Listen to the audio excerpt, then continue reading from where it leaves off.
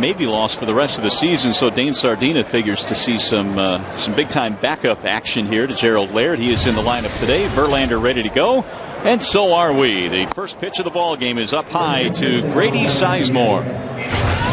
66 degrees our game time temp. Spectacular afternoon in downtown Detroit. The 1-0 is outside. 2 balls, no strikes. So one thing that Verlander was able to do 5 days ago against the Yankees, first 7 hitters, he got ahead of them with strike 1. And there's a strike right at the belt of Sizemore, which really allowed him to maneuver through a very good hitting ball club. Yeah, that Yankee team would end up striking out 9 times against Justin. A little bit outside, run at 3-1 now on Sizemore. And he did not walk a batter. And he's in jeopardy of doing that to the first hitter of the game, in Sizemore. There's a strike, 3-2. I want to keep Sizemore off the bases because he can steal some bags, but by the same token, he hits with a lot of power out of that leadoff spot. 18 career leadoff home runs. 3-2 pitch. Lifted foul. And Sizemore is a fearless kind of baseball player, and you talked about the fact that he does have the ability to steal. But when Verlander's on the mound, we're starting to see even guys like Sizemore and Ichiro, true base stealers, they don't run that much against him. Swing and a miss. Verlander comes back to strike him out, and Sizemore is out of there. 1 gone. Good firm fastball. The one key for Verlander in the last couple of starts is the fact that when that left leg comes up, he gets to a real nice balanced position, which allows the arm to catch up, and that's where the arm speed and the velocity in the fastball comes from. Not when you try to force it with your body. You let the arm catch up and then let your natural ability take over. Nice location on that pitch as well. Asdrubal Cabrera is the hitter now with 1 out. He's off to a really nice start this year. But he finished up playing some real good baseball for Eric Wedge as well, hitting over 400 in September last year. Verlander missing with his location that time. 1 ball and 1 strike on Cabrera, who has a 4-game hitting streak right now. He's had 4 RBIs in this series against the Tigers. Each team with a victory so far in the set. That's popped up foul, heading back toward the seats. Those 3 RBIs he got yesterday, somewhat questionable. A fly ball to left field that Ryan Rayburn initially tripped on and couldn't recover.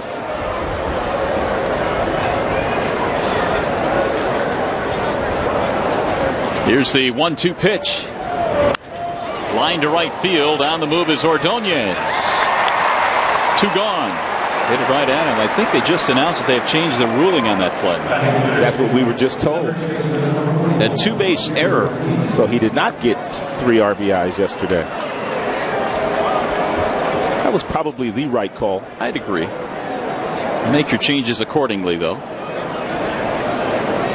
That was just announced that play has been changed. And a big play it was in yesterday's game, although the Tigers would go on to win that one.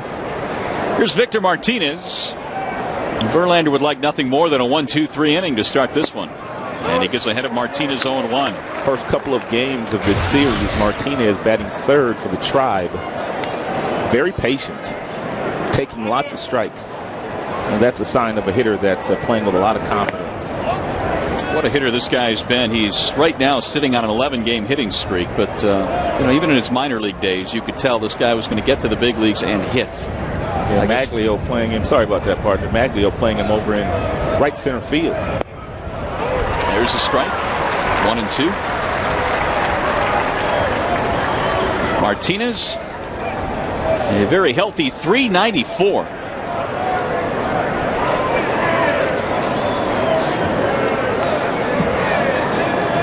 Just underway and a gorgeous day here in downtown Detroit. Glad to have you with us this afternoon.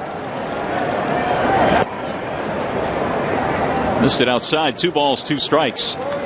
Victor Martinez 3 out of 6 with a couple of RBIs so far in this series. Indians stumbling out of the block this year, really trying to rebound after a rocky month of April. The 2-2. Stroke to center field. Granderson moving back. And it's a 1-2-3 inning for Justin Verlander. Nothing doing for the Indians. Here come the Tigers in the bottom of the first.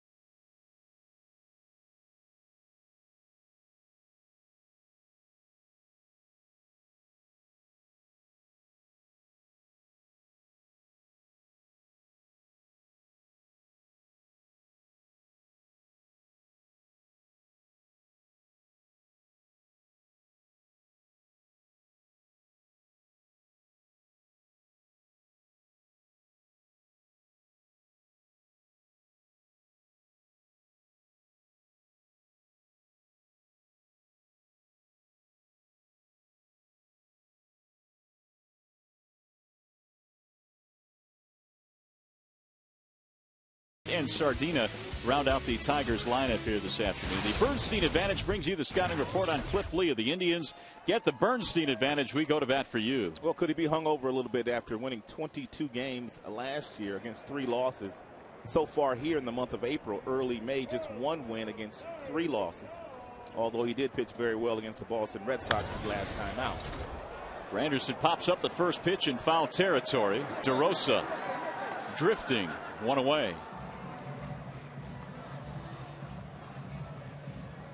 So Granderson retired on 1 pitch. That's a dream for the opposing starting pitcher. And you know Granderson is not happy with himself.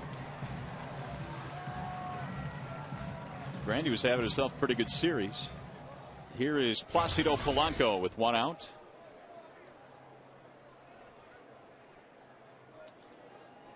Polanco being the good hitter that he is, more than likely he will take a strike to make Lee work a little bit out there. Well, Polanco has DeRosa, the third baseman, creeping in at third at the beginning of the first pitch. He was actually on the cut of the grass. He's backed up a little bit now. I wonder why that is. I don't know. It sounds like Placido has been known as a guy that will bunt a lot. That slice to right field. That's going to get down, a base hit.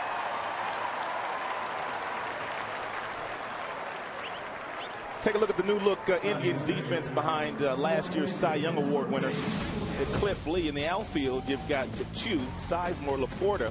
Laporta just called up from the minor leagues. He was in that CC Sabathia deal last year. You can look at the infield. Valbuena, second baseman, just called up as well. And Shoppett behind the plate this afternoon after catching Friday. He is the personal catcher of Cliff Lee.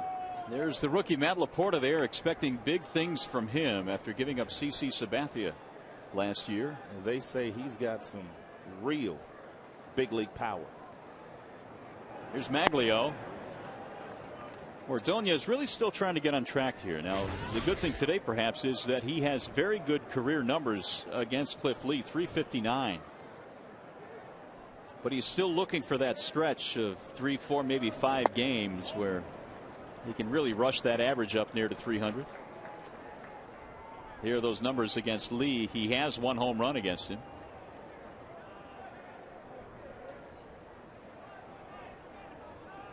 And he's in a good hitter's count here. There's a strike. Good location on that fastball from Lee. 2-1. That's the one pitch that Lee's throwing a lot more of these days. He used to cut the fastball inside to the right-handed hitters, but now he's cutting the ball off the plate outside and allowing him to come back and catch the outside corner as he did there on strike 1 to Maglio.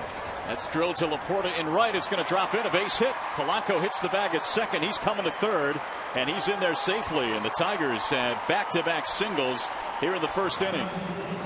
You kind of wonder if Maglio will hit for the kind of power that he's already hit for in his illustrious career, because really this is what he has done the last 3 years wearing a Tigers uniform here at Comerica Park, where he has an outstanding batting average. He will simply take that base hit to right field. Polanco takes a look at Laporta. He saw that he had to take about 5 steps to his left, which was going to make it tough for Polanco to be thrown out at third base, and he didn't need the third base coach there to tell him whether he could come to third base or not.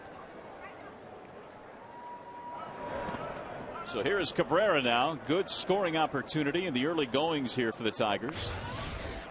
Miguel at 376. He's had 3 hits in the series. Lee, as I was saying on that 2-1 pitch to Maglio, throwing lots of fastballs away from the right-handers these days and not coming in as much as he did last year. It's one of the reasons why he's given up a lot of hits already this year. Lots of hits he's given up. Really had that first start of the season against the Texas Rangers, in which he gave up 7 runs in 5 innings. His earned run average coming in is still respectable in the American League at 3.94, but he's lost 3 games. He's won 1 game. And he's been able to pitch that ERA down over his last 3 starts. That's that cut fastball right there that made him so effective last year. He starts that ball right down the middle, and as a hitter, that's where you see it. And once you start your swing, the ball just kind of creeps in on your hands. There are the numbers on Lee. You know, he only walked 34 batters last year in 223 innings. His numbers were great. This might be a double play. No, they're going to come home, and the tag play is in time to get Polanco. So DeRosa decided to come home with that ball. And some of you may be wondering, why would Polanco take off on that ground ball to third base? And the reason you do it is exactly what Mario said.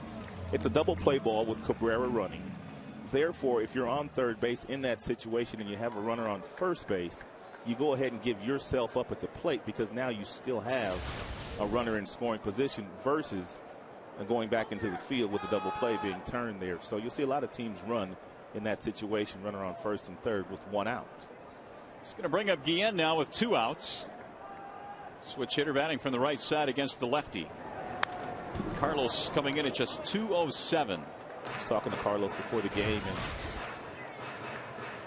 he's kind of puzzled right now because he's really had some good at-bats. He's really hit the ball on the barrel of the bat more often than not, but he's got that Adam disease right now, which means every time he does put the ball in play, he's hitting it right at somebody. Well, at least that's a step in the right direction. I mean, his contact has been solid. He's hitting line drives. Carlos had a big sacrifice fly in the ball game yesterday, and trying to get it rolling here. The Tigers have a couple of guys trying to get it rolling in the middle of their lineup. And really, after Cabrera got off to that good start, he's kind of fallen into what Ordonez and Guillen have been battling. It's a much better offensive team than they have displayed the last couple of weeks collectively. And a few guys getting it done, but by and large, they're not all clicking on the same cylinder right now.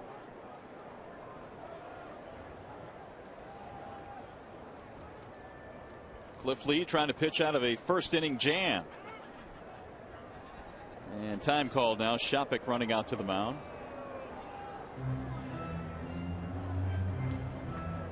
Well, check out what the Tigers do with runners on base and in scoring position compared to what happens with nobody on.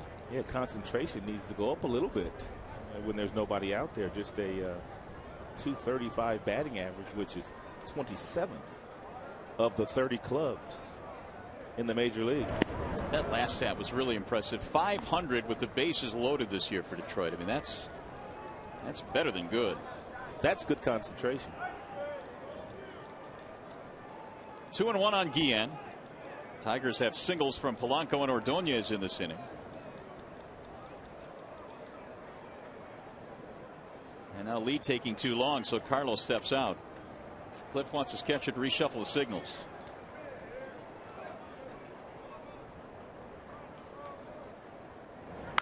It's driven to the air to right field. Laporta is there, though, and there it is once again. A hard hit ball straight at somebody, and the Tigers are turned away. We played one here in the Motor City.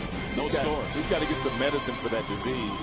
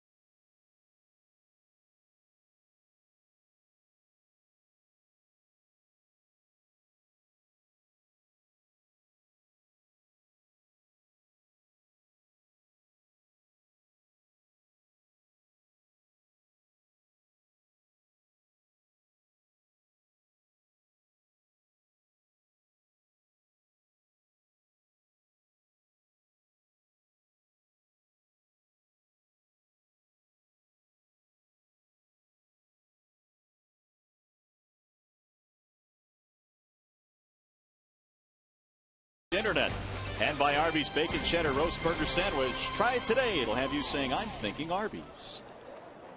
What a great day for the youngsters to come out to the ballpark and enjoy some Tigers baseball. That cutie was all painted up. Here is Shin-Soo Choo to lead it off in the second. Choo, DeRosa, and DeLucci. And check out that artwork. Yes, it is. You can do that here at the ballpark. Got her butterfly visor going and everything. 0-2. Looks like she's been to the team shop, too. Yeah, got her gear. Choo batting .268. Well, they're expecting Choo to do a whole lot better, that's for sure. He, like Cabrera, the shortstop today, they finished outstanding last year from an offensive standpoint. Choo was one of the better hitters in the American League the second half of the year, which is one of the reasons why they decided to trade Franklin Gutierrez to the Seattle Mariners, which would pave the way for Choo to play every day. The 0-2. Well, I know Travis Hafner is on the DL, but they have Choo batting cleanup. He has power. He can hit a fastball. Get him out with a breaking ball. Other DL players for the Indians. Jamie Carroll's on the DL. So is Scott Lewis, Joe Smith, the right-handed pitcher out of their pen, and Jake Westbrook. So they're banged up a little bit. Of course, the Tigers don't want to hear about it. They've got some big names on the DL. There's that breaking ball you talked about. Got him looking. He started that ball right at about the letters of Choo, and it ended up about as the shoe tops. Just a real good breaking ball from Verlander. Or his chew tops. You're right. You're right. Here is DeRosa.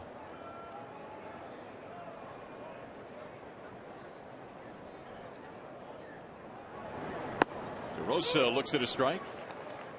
4 in a row retired by Verlander to start this game. A couple of hits in 9 at bats, plus an RBI for DeRosa in this series. Here it is. Try and hit it. 0-2. And Jim Leland was talking to the media before the game today, and he said that he expects Verlander today to go out there and pitch a really good ball game. Just has a feeling that he's kind of turned the corner and he's ready to go out there and pitch like a true ace. Well, so far so good. I think he got that feeling based on the different, I don't know, attitude, demeanor that he had in that start against the New York Yankees his last time out with the 9 strikeouts. And I think probably in the back of Verlander's mind, Rod, has to be that he knows coming in that he just has not been able to handle this Cleveland team in his career for whatever reason. Yeah, they beat up on him pretty bad. I think he'd like to prove something today. There's a lazy fly ball hit to the right side. To the grass goes Polanco for the catch. 2 gone. Well, here's the numbers in the career for Verlander against the Indians. And truly, if the Tigers are going to take that next step and win the division, then Verlander most definitely has to improve on his numbers against the Tribe. An earned run average of almost 7. Here's DeLucci. Well, I don't think it's any great mystery to really realize that Verlander has to be your ace and pitch like one if the Tigers are going to have a chance to win this division and get into postseason. I mean, he clearly is the guy on this staff that probably has the best stuff. And I know that Galarraga has probably overall pitched the best this year, and he's been a great addition, but this guy has to be your horse. No question about that. He's pitching like a power pitcher again for me, though. Last year, Verlander did not pitch like a power pitcher. Here's your power pitcher, 97, a wave and a miss, and 3 strikeouts for Justin. Another 1-2-3 inning. Verlander has fanned 3 Indians.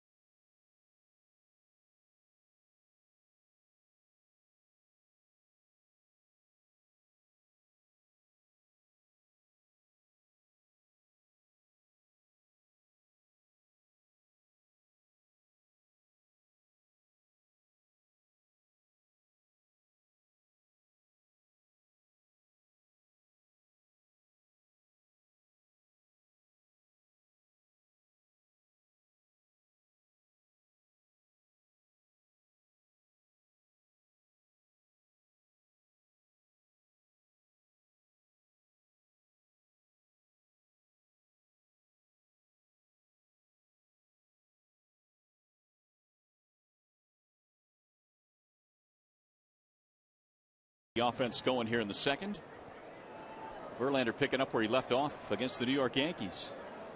I know we didn't have the game yesterday on our air. It was on Big Fox with Tom Brenneman and Rick Manning, but Brandon Inge made another couple of dazzling plays in that game yesterday. Seems like there's one a night. I mean, that highlight reel that I'm sure they're putting together is getting awfully busy. Really all different kinds of plays too. Inge also has that streak going of reaching base in 23 straight to start the year.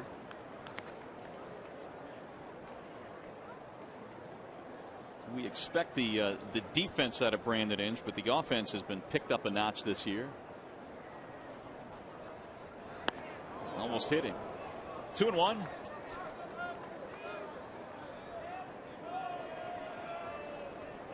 Pretty good numbers against Cliff Lee. 400. How about that? A couple of homers.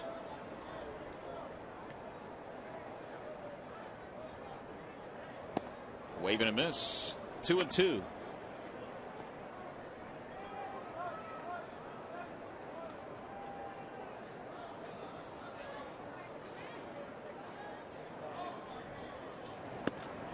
That one just missed the outside corner. Fill it now. 3-2. Brandon to be followed by Ryan Rayburn, and then Adam Everett in the Tigers' second. Rayburn the DH here this afternoon. Here comes a 3-2. Fouled away.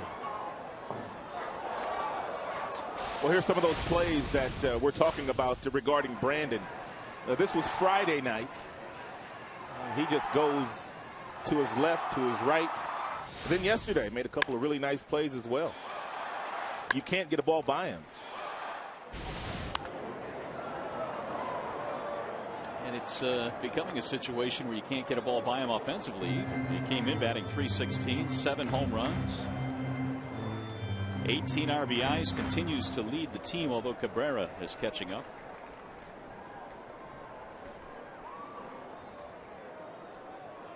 They're going to go fastball away. And it's drilled in the air. Way back in the left center field. Brandon Inge has gone deep again. His 8th home run of the season, and the Tigers lead 1-0.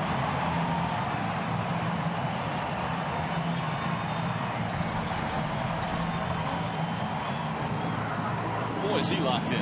Let's take a look at how Lee tried to attack Inge, courtesy of Bell Tire. It's our pitch-by-pitch. He got ahead of him with fastballs inside, knocked him off the plate. Now they're going to go away. Brandon was able to work the count back to 3-2. Which is a favor count for the hitter. A fastball that got a little bit too much plate, and as hot as Brandon is right now, played long ball into the Tribe bullpen.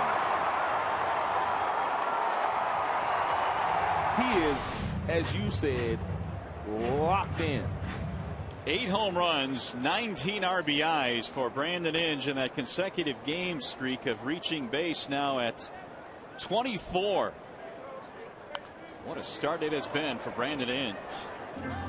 He's just in a really nice groove right now. As I pointed out on that Bell Tire pitch-by-pitch, first 3 pitches tried to knock him off the plate to give him something to think about, maybe get him into pull happy mode today. But Brandon didn't budge, kind of stayed with the same approach, which he's done all year, and got a really good pitch to hit 3-2. Bouncing ball hit to third. It flattens out for DeRosa. 1 gone. Rayburn is out. Let's take one more look at the Brandon Inge swing, kind of slowed down for you. Just real great concentration. Take a look at the head straight down. Real nice finish.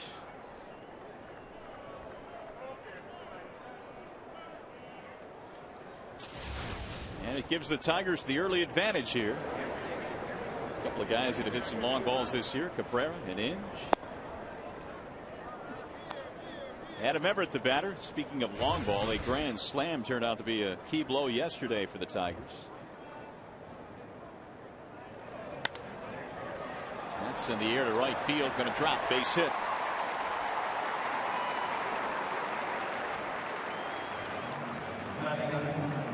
Here's that grand slam you're talking about. He also got himself a 3-2 pitch and hit a grand slam.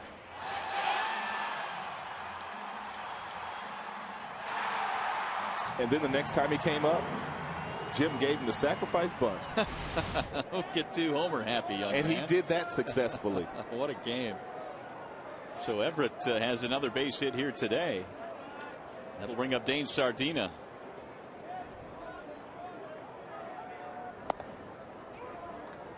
Well, it was Cabrera with a grand slam on opening day, and Everett hit one yesterday. Sardina this year in the big leagues 0 for 2 was called up to replace Matt Trainer, who may be done for the rest of the year.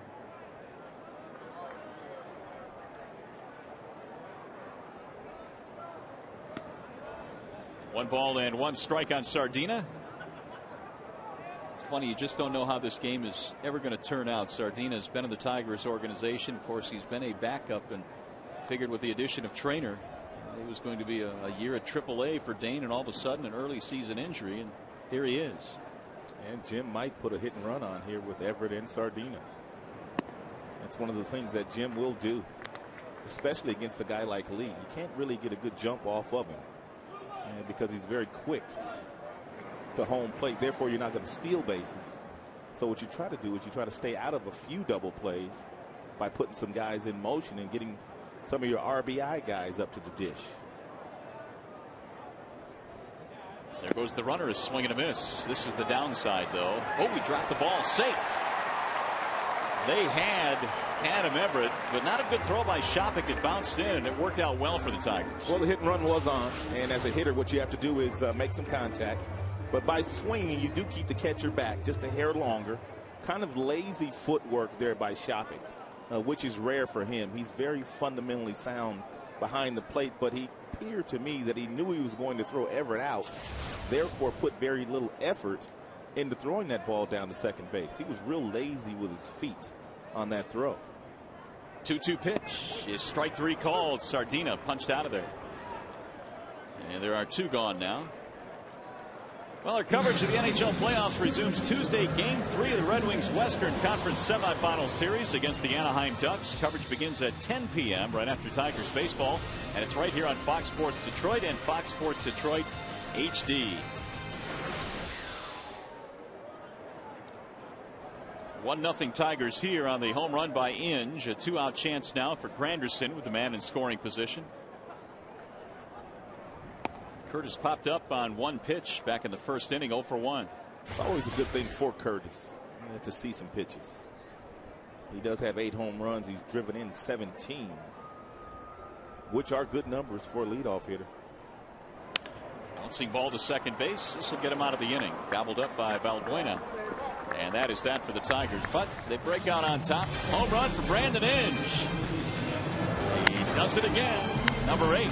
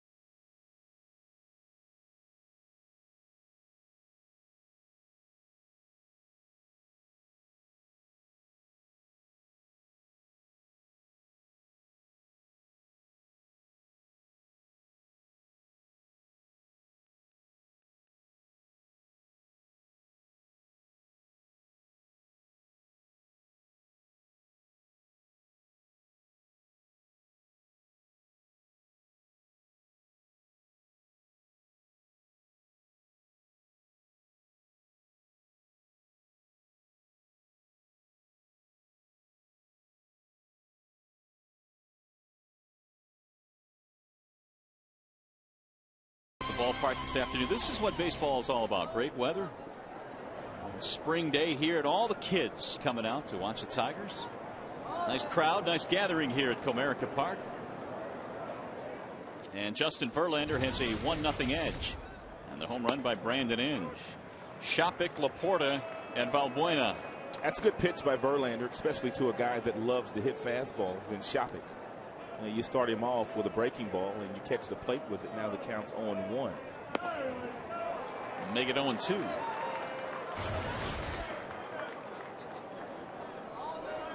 Shopping this year hitting just a .188 against right-handed pitching. And Verlander has been very good against right-handed hitters. They are hitting at a .235 clip against him this year.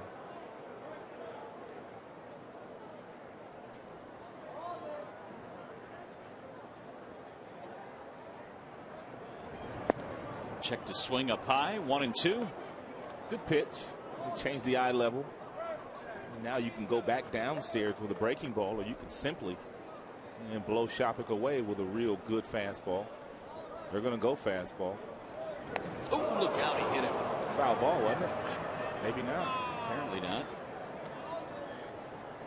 As hard as they do that thing, and Shopping didn't rub it, didn't budge, nothing. He's feeling it now, though. Sounded like a foul ball, partner. It was loud, wasn't it? Goodness gracious. Yep, that looked like the elbow. Yeah. How about that? 96, 97, right off the elbow. It's feeling pretty good right now. That hurts. By the way, the Indians have been hit by a pitch 15 times already this season. They got clobbered last year, too. Yeah, 103 times, which was a franchise and major league record. Well, we had all these kids here at the ballpark today. You know how they love to text. Well, you can vote for the player of the game using your cell phone. Text Tigers followed by a space and then the player's uniform number to 74499. See the final results post game during Tigers Live and vote for your Tigers player of the game. That little guy's got a camera going. There's no doubt that Shopik is in a lot of pain down there. He's a tough kid, too. It didn't appear that he has one of those protective devices on his elbow. Didn't appear that he wore something like, or wears something like that. Boy, they're still taking a look at it. So it's taken a while. Let's listen to what it sounded like again.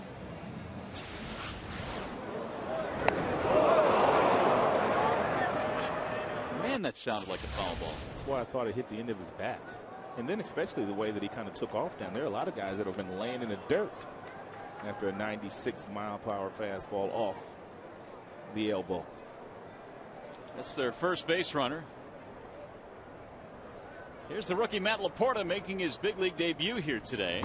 And he faces Justin Verlander, so no easy task for Mr. Laporta, who is the key piece coming the other way in the CC Sabathia deal. He's got lots of power is what they tell us. And there's evidence. His numbers in AAA this year, 5 home runs in the month of April. Verlander hooks him with a strike, 1-1.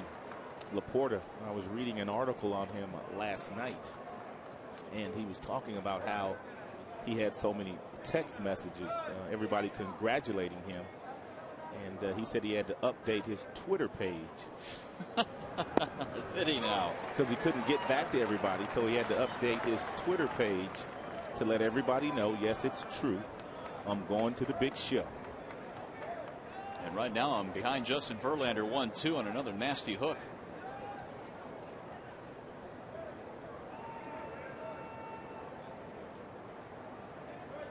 Here's the 1-2. Up high, 2 balls, 2 strikes on Laporta. Played his college ball at Florida. He was a fullback in high school, so he played some high school football as well, but had quite a career at Florida. Power to spare, that's for certain. Got him, strike 3. His first big league at bat. He's punched out by Verlander. 4th strikeout of the game for JV.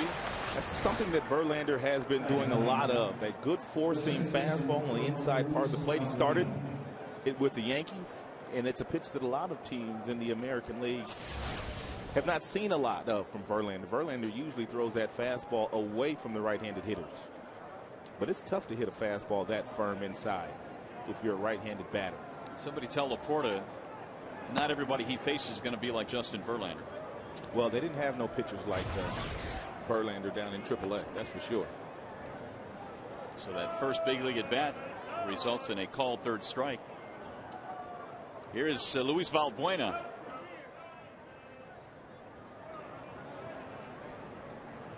Hit .303 last year in AAA.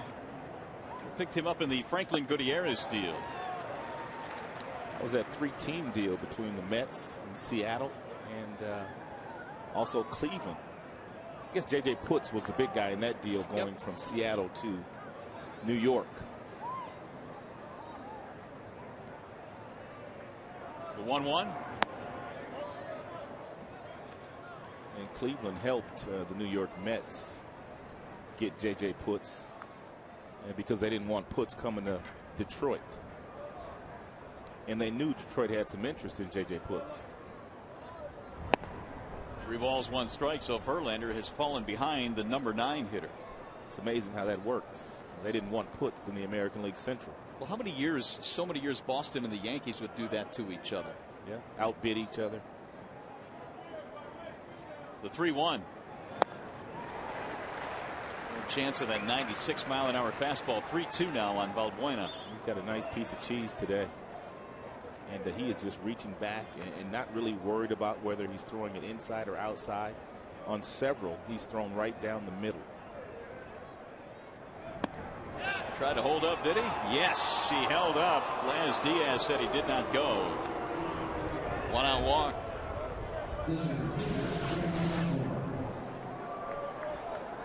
Close. That's why you have a tremendous amount of respect for the umpires. 99.9% of the time they are correct. Even though the naked eye appeared that Valbuena did go, when you take a look at the replay, you can clearly see that he didn't go. Here's Grady Sizemore. The Indians have a couple of runners here without the benefit of a base hit, a hit batter and a walk. Sizemore takes a fastball up, and that's going to bring Sardina out to the mound. And it's also going to bring Rick Knapp out. Well, I think what? Go ahead. Sorry. I was just going to say, Rod, he got ahead of Shopik, and he hit him, and all of a sudden it's gone a little bit sideways here. Well, he's overthrowing, and you bring up a great point, because when Verlander starts to move sideways with his body, his upper body, when pitching, a lot of his fastballs stay up in the strike zone. So that's something that you can watch for. Verlander, when he's effective, that front shoulder's driving toward home plate, which is allowing that arm to get on top, allowing him to throw the ball down in the strike zone. When he goes sideways with his upper body, the arm lags, fastballs stay up. And you don't want to hang a fastball to this guy. 6 home runs this year for Grady. He's been on base in 22 of 24 as he fouls it off. 1-1.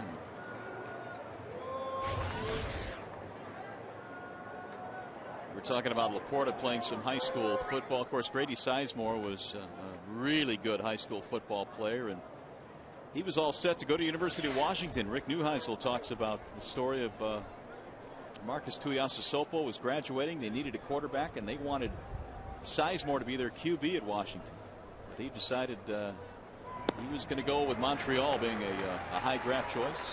He was a running quarterback because he had over 3,000 rushing yards as a high school player. He could do it all. He was a great athlete, and obviously still is, but he impressed a lot of people the minute he got into professional baseball with the way he played the game, and still does. Got him. Strike 3. Boyd Verlander with a nifty breaking ball. That's 5 strikeouts. That hammer is nasty today. And when you're throwing in the mid-90s to upper 90s, obviously as a hitter you have to gear up for the fastball. And this wins when a guy with Verlander, who just kind of flips that ball off his fingertips, can drop a breaking ball in there on you. You will not see many left-handers' knees buckle against a right-handed breaking ball. That's how good the pitch is today for Justin.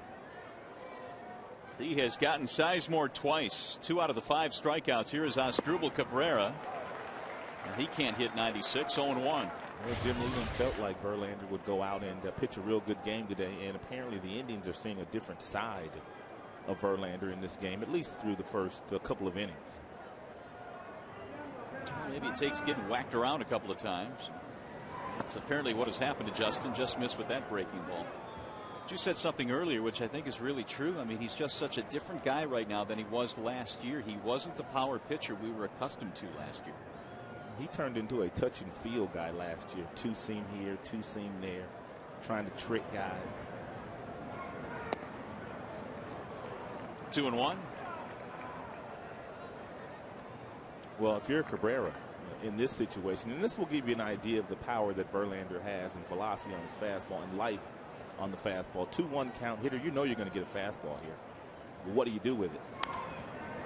Fouls it straight back. I mean, those are the counts you live for as a hitter.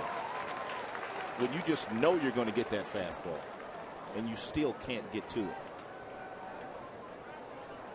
Justin has been in the upper 90s today with that fastball early on. 96, 97.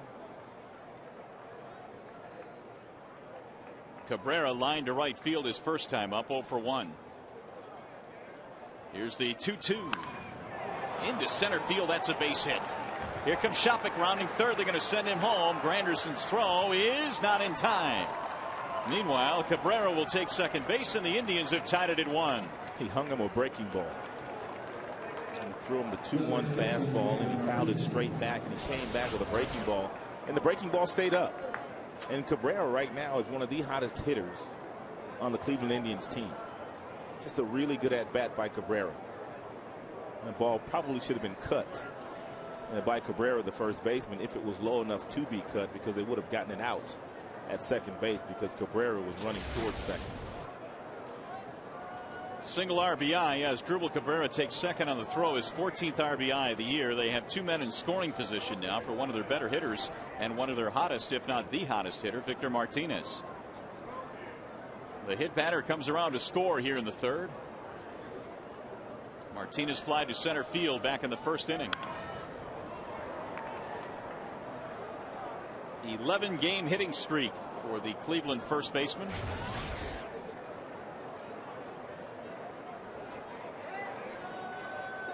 Tigers have out-hit the Indians 4-1. That was Cleveland's first hit in this game.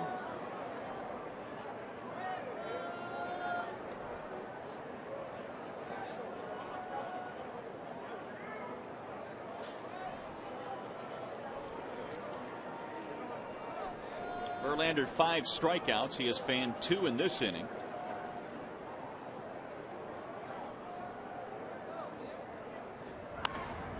It's popped up foul. Inge is going to give a look, but he's not going to get this one. Not even Brandon can climb the dugout and grab that one. Pitches are up in terms of numbers in this half inning for Verlander. 26. Would you like to keep it at about 15 or so, 15, 16? Yeah, that's good range. That will allow you to stay around quite a bit, especially with the stuff that Verlander has. See if he can put away Martinez. The 0-2 pitch. He does. Swinging at 97 at the bill of the cap, and he's gone. 6 strikeouts for Verlander, but the Indians have tied it at 1.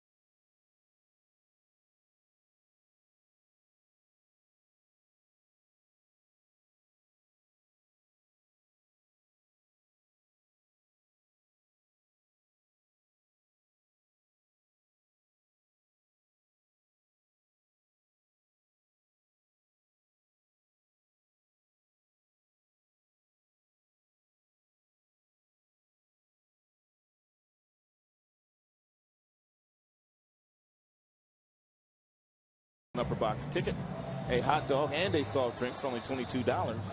Call 866-66-TIGER or visit tigers.com for the All-American deal. Well, it's a 1-1 game now as we head to the bottom of the third. Placido Polanco will lead it off for Detroit, facing left-hander Cliff Lee out of Benton, Arkansas. First pitch in there on Polanco. 0-1. The 2, 3, and 4 hitters are due up here in this inning for Jim Leyland. Ordonez and Cabrera to follow. Lee's 0-1 pitch. Cliff Lee became the first Indians pitcher to lead the league in wins since 1972. That was last year, winning 122 games to win the Cy Young. The last guy that wore an Indians jersey to lead the league was Gaylord Perry in 72. Lifted in the air toward left center field, hit with some authority. Sizemore cruising over, so is the left fielder Chu for the out, one gone.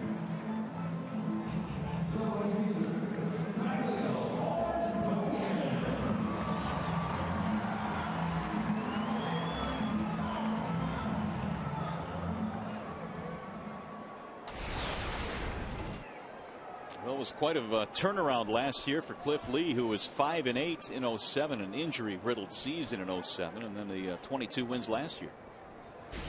But it's not like it was a breakout season for him because he won 18 a few years ago. He's to be commended, though. You talked about an injury-riddled 2007.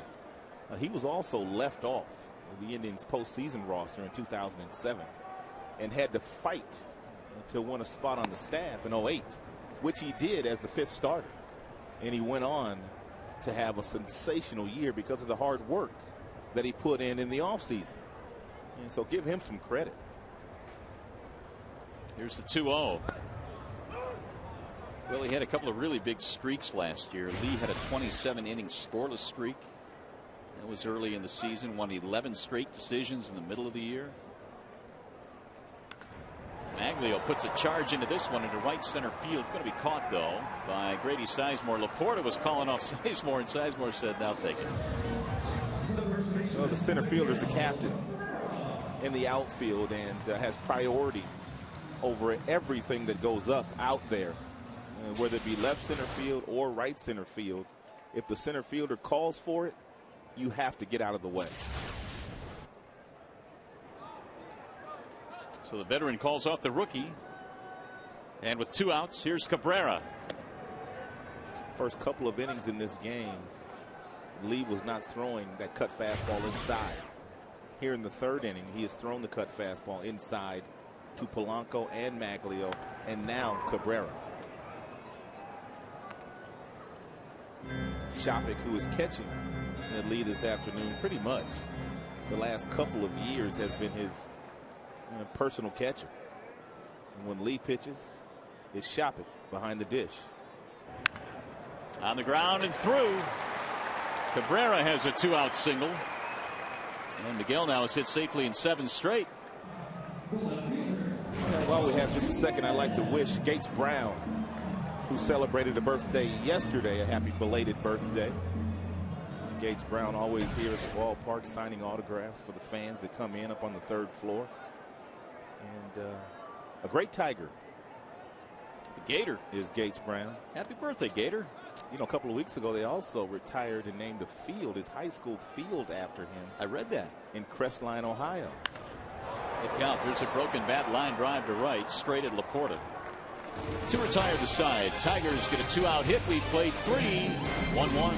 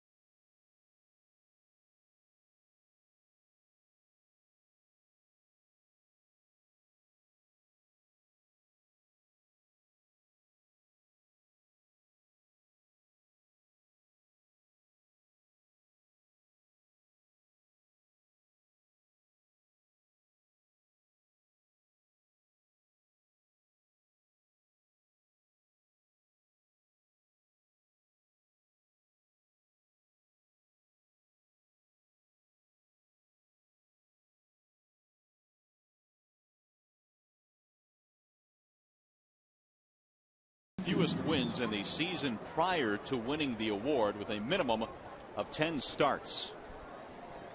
Could it be Cliff Lee? That'd be too easy. Yeah, because we just gave his numbers. Yeah, I doubt it's Cliff Lee. Think about that. We'll have the answer coming up in the bottom of the fourth. Shin-Soo Choo leads it off against Verlander, showing bunt. Choo, then DeRosa, then DeLucci.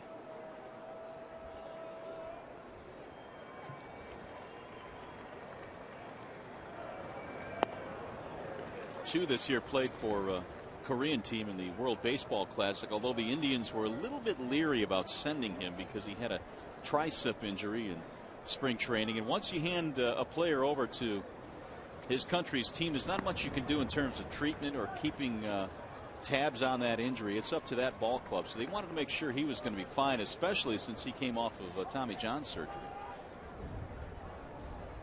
The 2-1 is fouled away. The Indians were probably and are still probably hoping that somehow by him playing for the Korean team in the World Baseball Classic, he will be able to skip the 2 years of service that he must serve here soon before he turns 30. Got him that time. Verlander's starting to pile up the strikeouts now. 7 of them. Would that be for the Korean Army? That would be, but the last I read, it doesn't count unless they're going to try and get it changed. Well, I'm sure that was probably in the back of their minds as well when they allowed him to play. 1 out. How about Verlander now? 16 strikeouts in his last 10 1/3. He's a power guy again for me. And coming into this season, there were a lot of people were wondering, was Verlander going to be the guy that threw 92, 93 as he did in 08, or would he somehow find that fastball in the upper 90s again? And there's your answer. 97 right there. Do you think the 92, 93 last year was somewhat by design? Oh, you become hittable then. I mean, there's a lot of guys that throw 92, 93. But if you have the ability to throw in the upper 90s, why not? 1-2. I think Verlander subconsciously bought into the fact that a lot of people were talking about the Tigers bullpen last year. And he felt like he, along with Bonderman and the other guys, had to go out there and pitch 7 innings every night. And the way they went about it is they kind of turned into touch and feel kind of guys, pitching to more contact. Got him. Strike 3. Verlander with a strikeout looking, and that's 8 strikeouts. I kind of like this guy. Firm fastball, 4-seam fastballs. No more of those 2-seamers that are all over the place that he couldn't command. He can command that 98-mile-per-hour fastball. And he's gone as low as 71 with a changeup or the breaking ball. Last 6 outs that Verlander has recorded all strikeouts. Here's DeLucci. And his pitch count is not that bad for all the strikeouts. Yeah, that's a point I was about to bring up. You want to stay deeper into games, but if you're striking out as many as he is, the pitch count is going to elevate, but it's not all that bad. Swing and a miss. He's on his way to another one, perhaps. Well, Verlander came into play this afternoon with already 34 strikeouts under his belt. This is a different model Justin Verlander than the one the Indians are used to seeing, apparently. He is in attack mode. The 0-2. 99 that time. It's an easy 99 too. There is very little effort in his body, and he is rushing it up there. DeLucci got a piece of that 99. Good swing by DeLucci. Short, easy, quick swing. It's a veteran swing right there. Not trying to overpower the ball.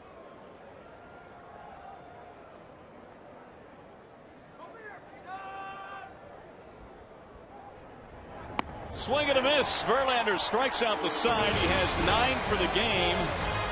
And the last 7 straight have gone down on strikes. Inge will lead it off.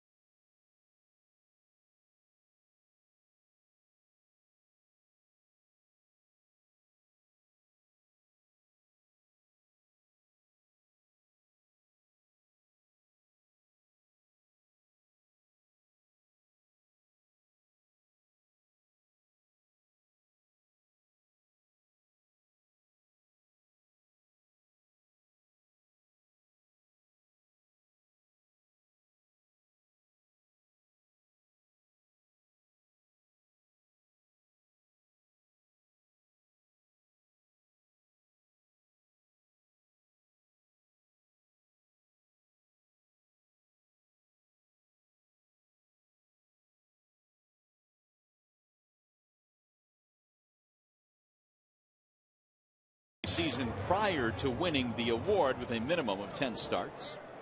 Any guesses, anyone? Well, we showed you Cliff Lee. It couldn't be Cliff Lee. Oh, it's Cliff Lee. He had 5 wins last year, or 2 years ago. How about Lincecum? He also won a Cy Young last year after just 7 wins in 07. There you have it. They tried to fool you. Here's Brandon Inge. It'll be Inge, Rayburn, and Everett here in the 4th inning. Pitching dominated game so far, although Verlander has been a little bit more dominant, 9 strikeouts.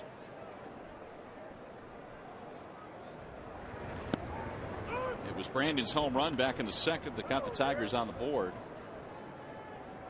His 8th.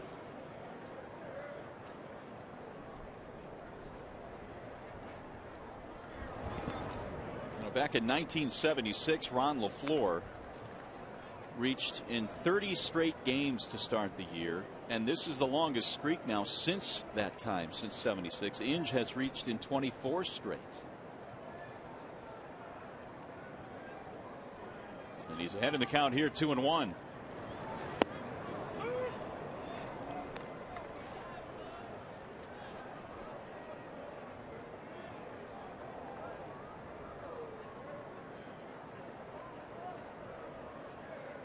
Two-two pitch. Swing and a miss. Lee got him that time. It's his 2nd strikeout.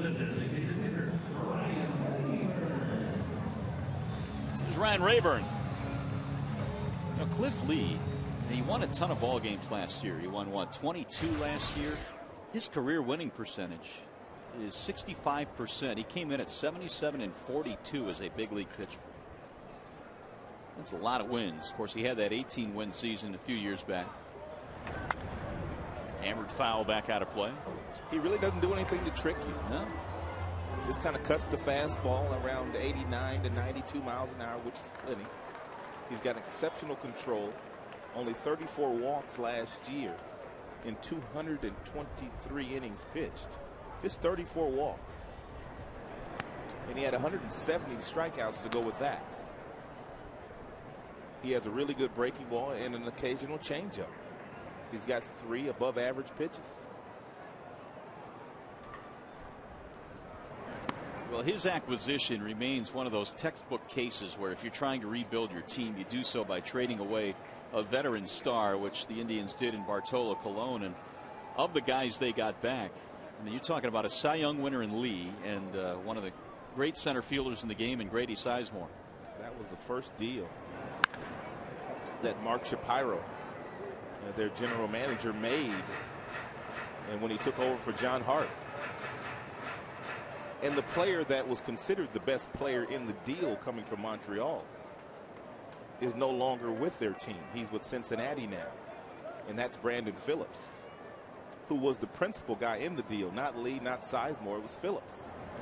Swing and a miss, and back-to-back strikeouts for Lee. And he's a good player, too.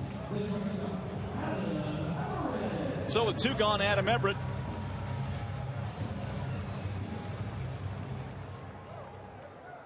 Everett had his single, stole a base back in the 2nd.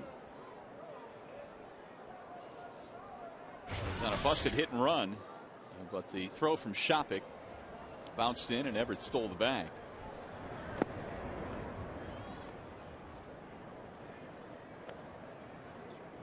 Tigers got a run in the 2nd on the Inge home run. The Indians tied it up in the 3rd on the RBI hit by Asdrubal Cabrera. It came with 2 outs.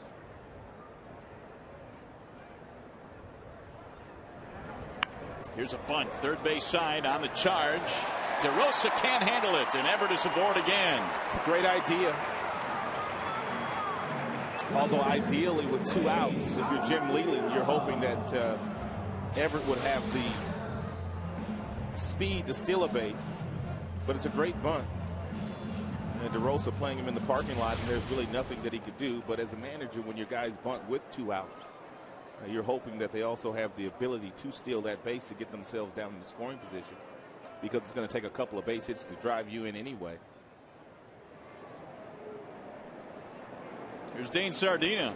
And that will be tough to do against Lee. It's tough to run on.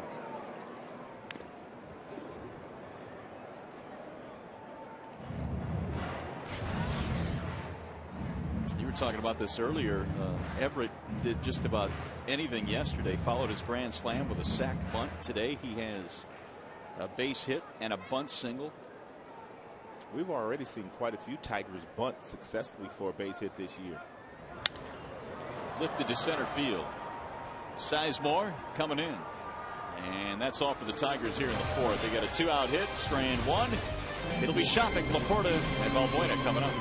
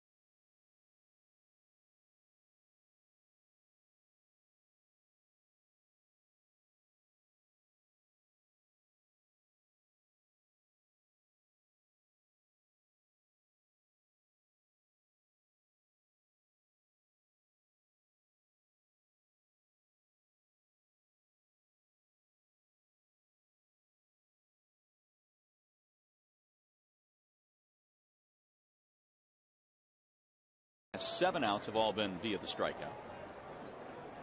And he has just looked like he has been on a mission, especially since that Yankee start. He has equaled that game now. 9 strikeouts in each of his last 2 starts. It's only the 5th inning, and he's fanned 9. And one of the reasons is he's been able to spot that pitch nicely, 0-1. It's the second consecutive at-bat that he has started Shopping off with strike 1 on a curveball. Bouncing ball off the end of the bat. Cabrera has it. Easy flip to Verlander. Well, the Indians put the ball in play that time. 1 out. Here is Matt Laporta.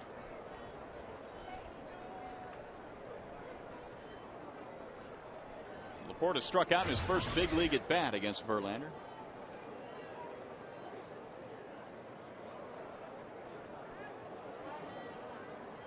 He was an All-American as a sophomore at Florida in his collegiate days.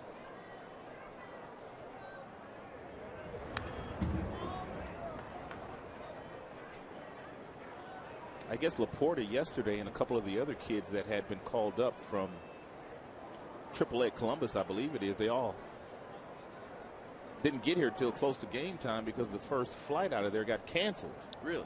Yes. But they all made it. As a matter of fact, Laporta's parents are in attendance along with his wife, and they all made it to Detroit before he did because of the canceled flight. Valbuena as well. 1 strike and a breaking ball. 1 ball, 2 strikes. Laporta is one of those guys that was drafted after his junior year, but it was in the 14th round. He thought, I'm going to go back to college and try and improve my draft status, and boy, did that work out, because he became an All-American, the SEC Player of the Year as a senior, and then a first-round pick. That does not happen very often. You don't see many guys go back to school for their senior year and then still get drafted that high, unless you go out and have a great year as he did. Yeah. He hit over 400 with 20 homers. There's no more leverage as a college senior. I mean, you'll see lots of college seniors get $1,000 to sign a professional contract, and there's nothing they can do about it. Where are they going to go? So if you decide to go back, you better have yourself a pretty good year. You better have a great year, or you're going back to really focus on getting your degree. It's not so much you're going back to do better in the draft. You're going back because you want that college degree. Look out. And that's going to get back into the seats in a hurry. Which in the grand scheme of things should be your ultimate goal when you go to college anyway. That is true. They can never take that from you. He's giving Verlander a battle here, 3-2. There's another fastball. Justin trying to throw the heater by him. Verlander has surrendered just one hit so far, and that was the RBI single to Asdrubal Cabrera in the third. That's it. Laporta was the top prospect in the Milwaukee Brewers organization. And that's how they were able to get him, because they gave up CC Sabathia. Ground ball to first. Easy play for Cabrera. 2 gone.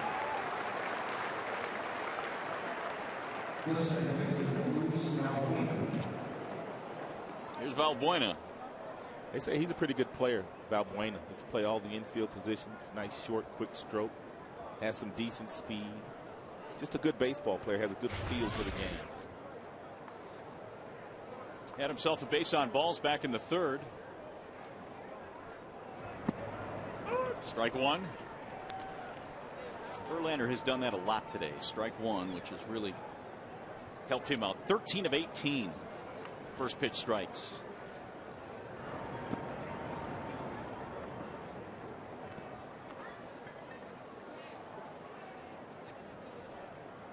His strikeout high is 12 for his career. The 9 today equals his season high. Breaking ball drops in. 1-2. Of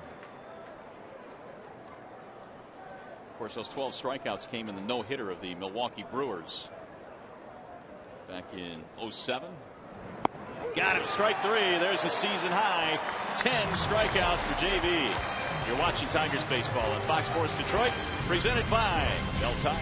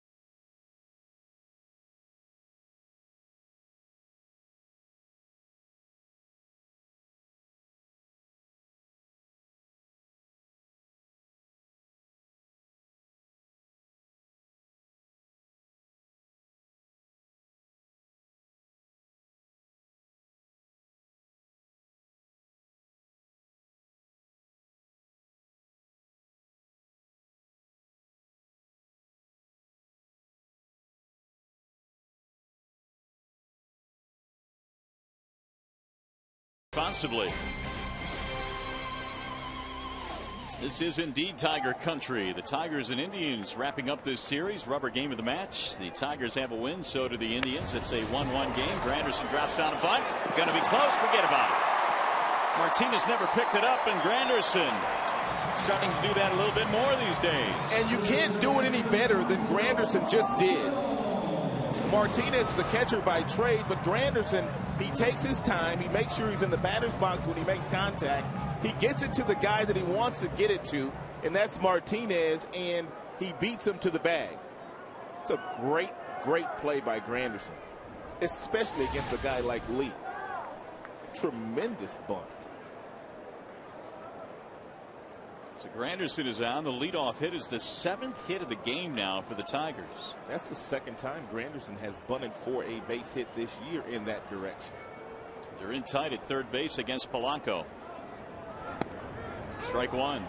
Apparently, DeRosa at third must be thinking that the Tigers are going to try to play some small ball here in the 5th inning with Polanco.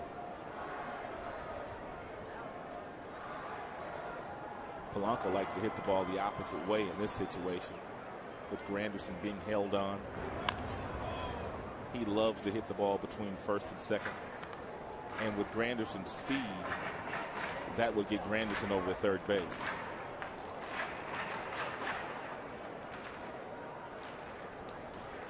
Placido had a single in the first. He's 1 for 2. Granderson 3 for 3 in steals this year.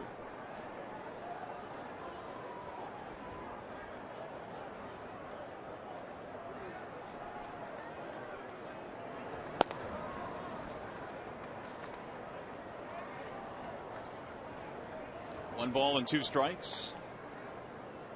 And Polanco, one of those hitters in the American League that chokes up on the bat all the time, which gives him lots of plate coverage and lots of control of that bat. It's also tough to strike out. One of the toughest to strike out in all of baseball. 2-2. It used to be when Martinez was behind the plate a couple of years ago, teams would simply run at will against the Indians because Victor just did not have a good percentage. Shopik has been a little bit better. That shot foul down the right side. Cliff Lee, I don't have a stopwatch, but he's probably in the 1.1 range, getting the ball to home plate, which is real quick. Anything under 1.3 is real tough to run on.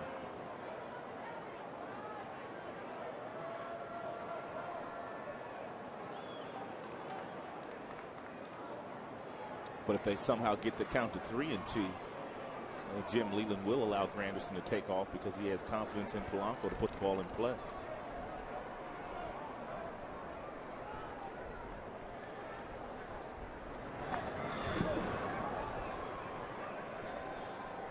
Tigers get a drag bunt from Granderson, a bunt single to start things off here in the 5th.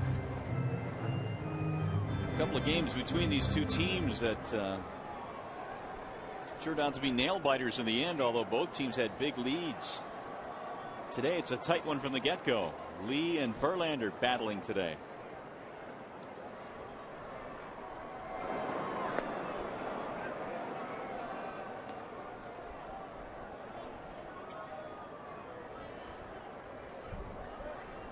Lee last year in winning the Cy Young Award was a perfect 10-0 at home. He didn't lose at Progressive Field. That's a good hitter's ballpark, too. It's popped in the air. Shallow right field. It's toward the line, and it's going to drop harmlessly in foul territory. 2-2. Hey, fans, now you can follow Fox Sports Detroit on Twitter and become our fan on Facebook. It's easy and it's free. Simply search Fox Sports Detroit on either site and become part of our social network community.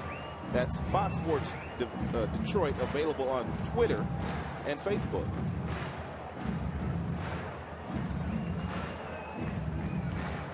There's a dad explaining some of the intricacies of the game to his son. Surprised that little guy doesn't have a cell phone yet. It won't They're be getting long. them younger and younger these days. It will not be long. Hey, Dad, Johnny has one in my class. Why can't I have him one? There's a line drive caught. Granderson gets back. It's a nice battle there between Lee and Polanco. Won by Lee, but it's a really good at-bat by Placido. He's a tough out. Here's Ordonez, 1 for 2.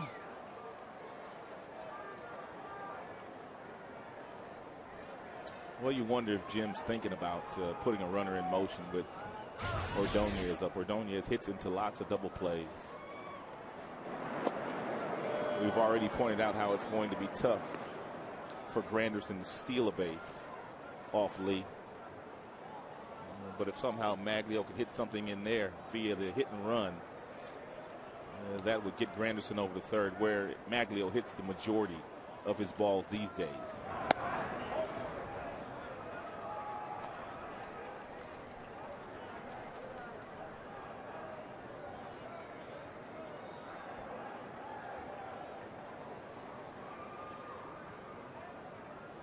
Here's the 1-0. Driven foul back out of play. 1-1 on Ordonez. 3 hits, 10 at bats in the series for Maglio. He's hit a couple of home runs this year. Trying to do something about the leadoff single by Curtis Granderson.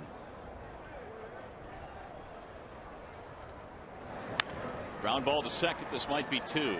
There's 1. Here comes the relay from Cabrera. No. Tigers, they keep the inning going as Maglio is safe on the relay. Granderson sliding in hard at second base. Great hustle play by Granderson. Appeared to be a tailor-made double play. And Valbuena very slow and deliberate getting the ball to Cabrera, which allowed Granderson to get right on top of him. In an aggressive slide, he could not turn it over. That's why if you're the shortstop, and Cabrera has not played a lot of shortstop this year, you got to stay back a little bit longer. You got to allow that bag to be your protector so Granderson can't take you out. Keeps the inning open for Miguel Cabrera.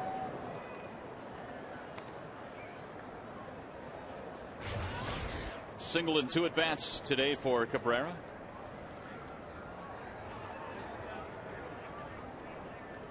Lee has struck out 3 in the game. Verlander has fanned 10 through 5 innings here this afternoon.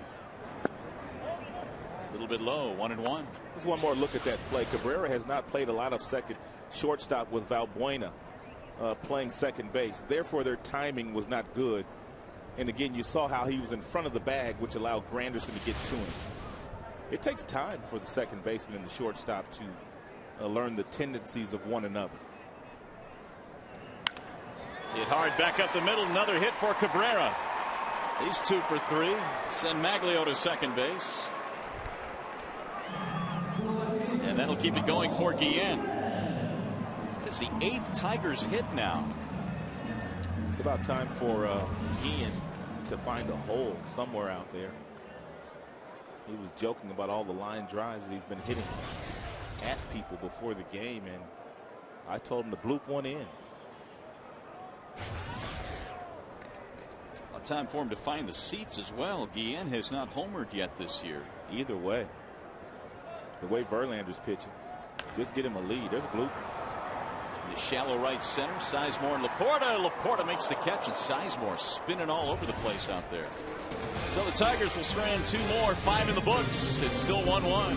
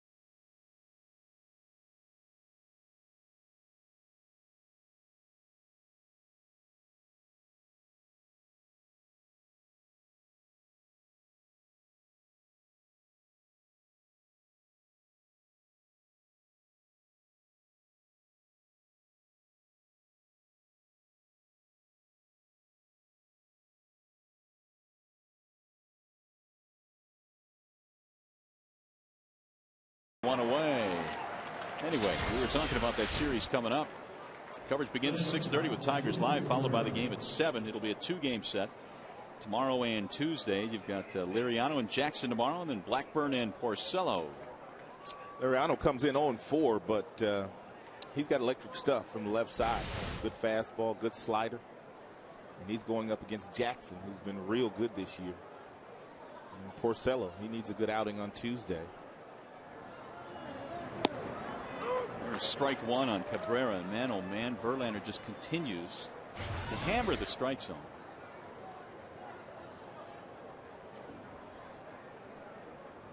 The 0-1 pitch. Pulled on the ground to first. Backhanding is Cabrera. Verlander covers. 2 quick outs. This is a different Verlander that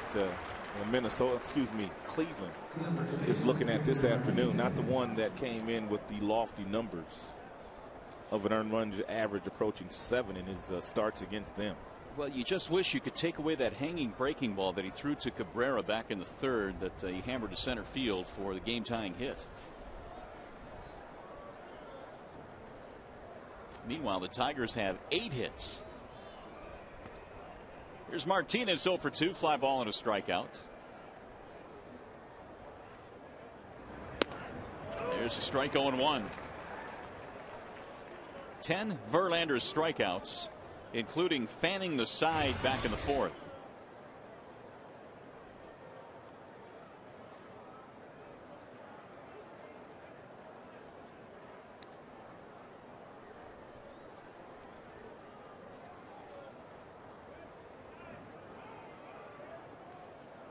And now stepping out, Martinez. He and Verlander playing a little game of cat and mouse out there.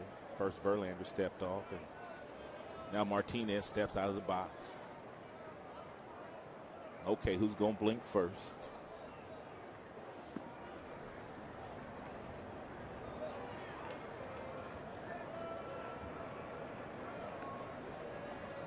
Martinez trying to extend his hitting streak. He's 0 for 2. He's hit safely in 11 straight. That's wicked. And Martinez did a nice job of not swinging at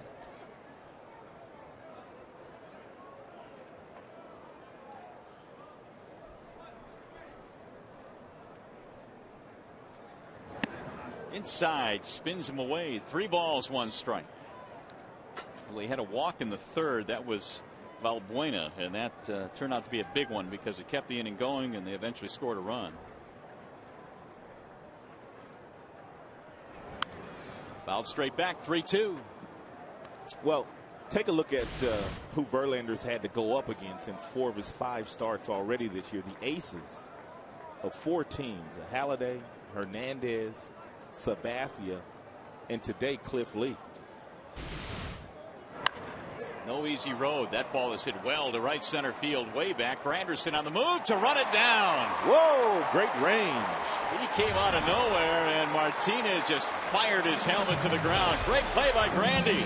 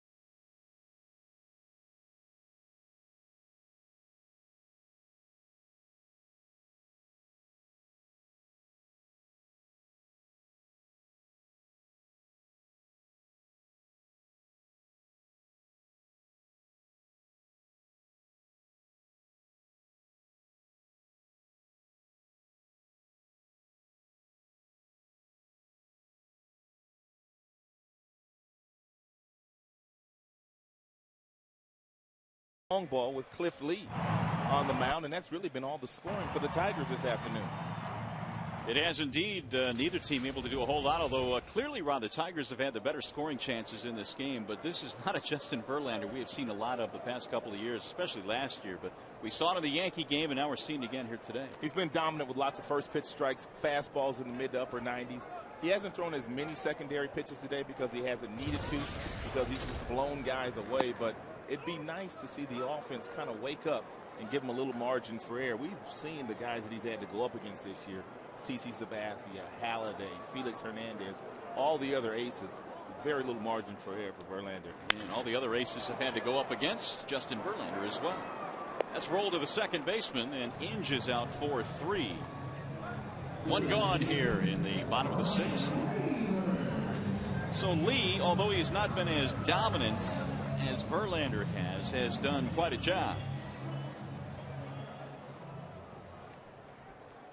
Here's Ryan Rayburn.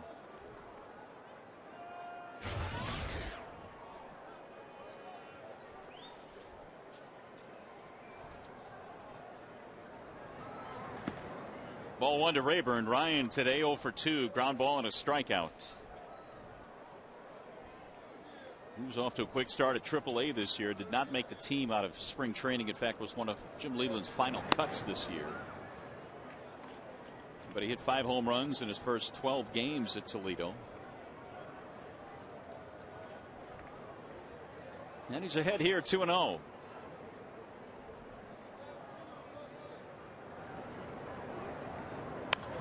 That's popped up. The catcher, Shopik. 2 gone. Hey fans, enjoy 80s night tomorrow at 7:05 when the Tigers host the Minnesota Twins. The first 7,500 fans will receive a Jack Morris replica jersey t-shirt courtesy of Bell Tire. And for tickets, call 866-66-TIGER or log on to tigers.com. Here's Adam Everett. You played with Jack. He was a fiery competitor, wasn't he? I loved watching Jack Morris pitch. And you said it right. Fierce competitor. Did not back down from anybody. 0-2 on Everett. That fastball from that three-quarter arm slot, forkball slider to go with it. He was good. Ellen Trammell used to tell the story about how he hated to go talk to Morris on the mound if things were going poorly, because he knew Morris would just chew him out, tell him to get back to his position. I think Sparky hated to go to the mound too to talk to Morris. He'd send Trammell out there. Don't talk to him, Tram. Tram used to say, I don't want to be here either, but that little white-haired guy told me to come out here and talk to you. 1-2 on Adam Everett. Slap foul again.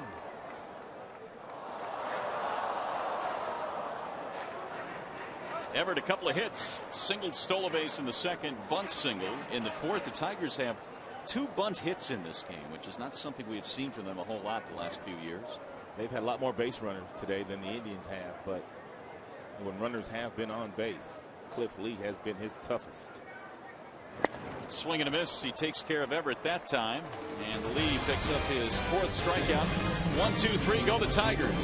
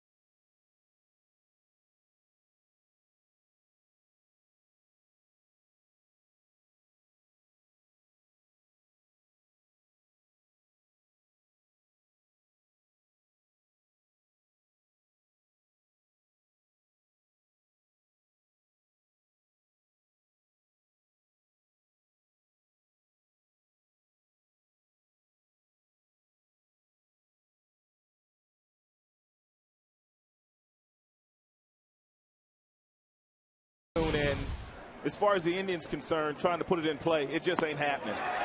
Now, he's blowing guys away with mid to upper 90s fastballs. His breaking ball has been exceptional. He's got guys swinging at balls at their neck. Now, Verlander is on a mission this afternoon. All the Tigers need to do from an offensive standpoint is get him one run. Shin-Soo Choo leads it off as we go to the 7th inning. The Tigers have not been able to get that extra run, though, and even though they've had 8 hits and the better scoring chances, you see the line on Verlander. The only hit he gave up drove in a run back in the 3rd. 2 balls, no strikes. Now he puts himself in a situation where he may have to throw a fastball to a dangerous fastball hitter. He did and got away with it. You don't want to put yourself in a situation too often where you've got to throw Choo fastballs. One of your better fastball hitters in the American League. Choo has struck out twice in this game, but he's ahead in the count now. 3 balls, 1 strike. DeRosa, then DeLucci to follow here in the 7th. And there is ball 4. He lost him. Well, they aren't necessarily beating Verlander up today, but this is how they scored their run. Shopik was hit on the elbow after he got ahead of him. Then he walked Valbuena before Cabrera singled with 2 strikes on a breaking ball that stayed up. One of the few mistakes that Verlander has made in the strike zone today.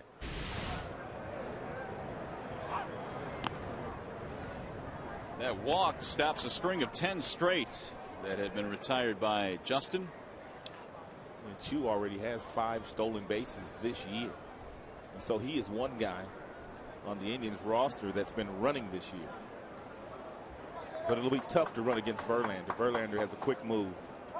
You can't get a good jump off of him. Ball 1.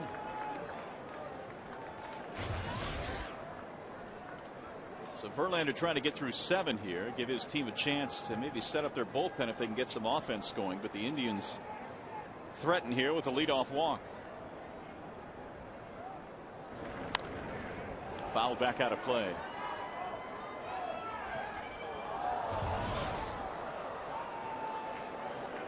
Well, there's 102 pitches now for Justin. The difference is he's pitching in the 7th with that pitch count instead of the 5th. And that's with 10 strikeouts today.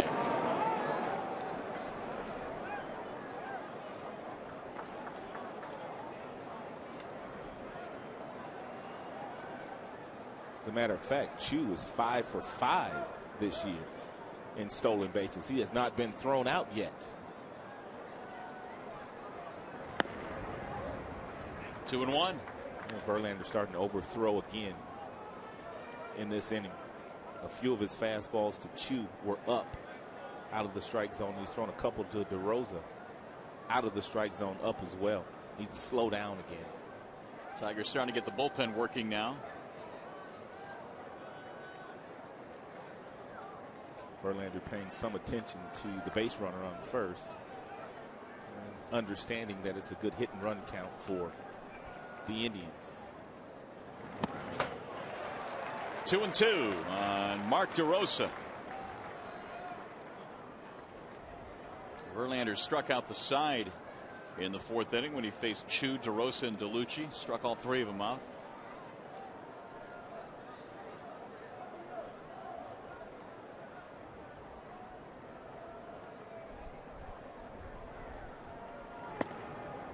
Now 3-2. Here's the action in the Tigers pen. Perry, the right-hander. Bobby C, the lefty. With Verlander already having 10 strikeouts, I don't think I'm sending Choo here from first. There he goes. And it's lined to right field. Maglio coming over. Can't get it. It'll drop in. Choo is on his way to 3rd. And they're going to hold him there. Throw comes into second base. A double for DeRosa.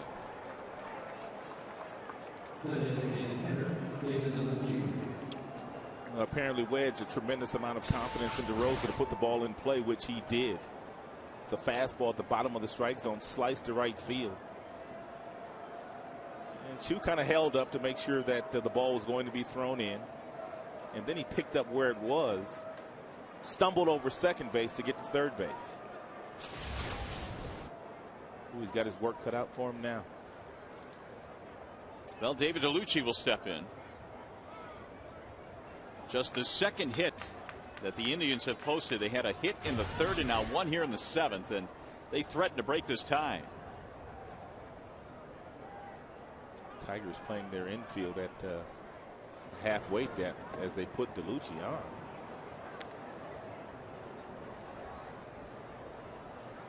Well, they've got Shapik and Laporta after him.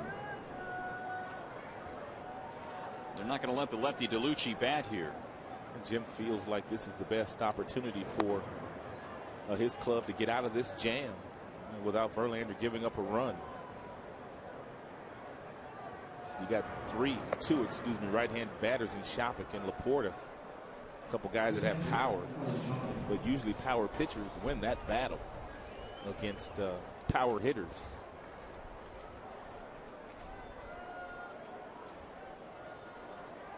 So a ground ball back to the mound would come in real handy here. They've got Chu at third base. DeRosa, the runner, at second, and DeLucci has just been walked intentionally. And Kelly Shapik at the plate. And just as Justin started the windup, Shapik was given time.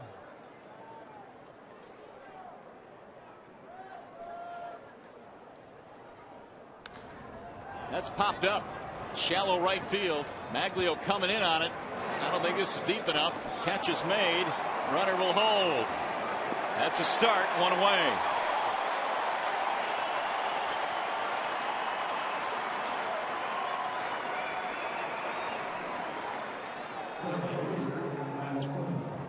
Maglio does not have the strongest throwing arm in the outfield, but what he does do to make up for the lack of arm strength, he gets rid of the ball quickly.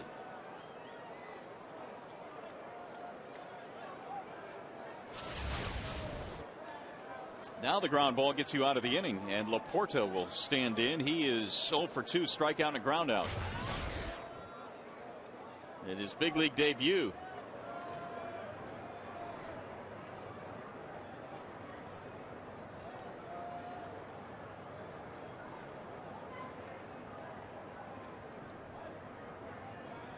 Verlander again taking too long, so Laporta steps out.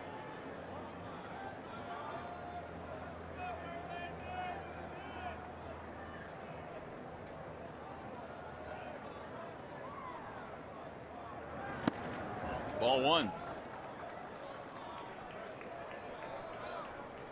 It's 111 pitches now for Verlander. His high this year was, check that, it's 112. His high was 110 his last start. The 1-0 pitch. Strike call. He's still got a lot in his tank. 99 with that fastball well located on the black outside. Laporta, you didn't see many pitches like that in AAA. Jim Leland letting him go out there. Well, he's a horse. There's another shallow pop-up. This one in foul ground, though. Is Cabrera going to have room? Reaches, can't get it. Leaning over the railing. Looked like he had a chance at that ball.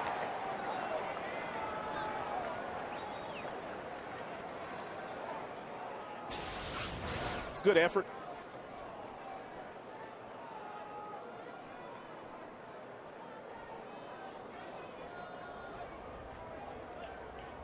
That's how close it was. It tipped his glove, it appeared.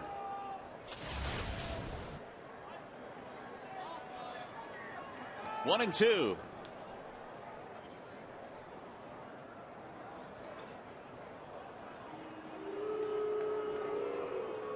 Apparently the Indians have an approach now where they're going to try to slow Verlander down and get him out of his rhythm. Several guys have called timeout in the last 2 innings.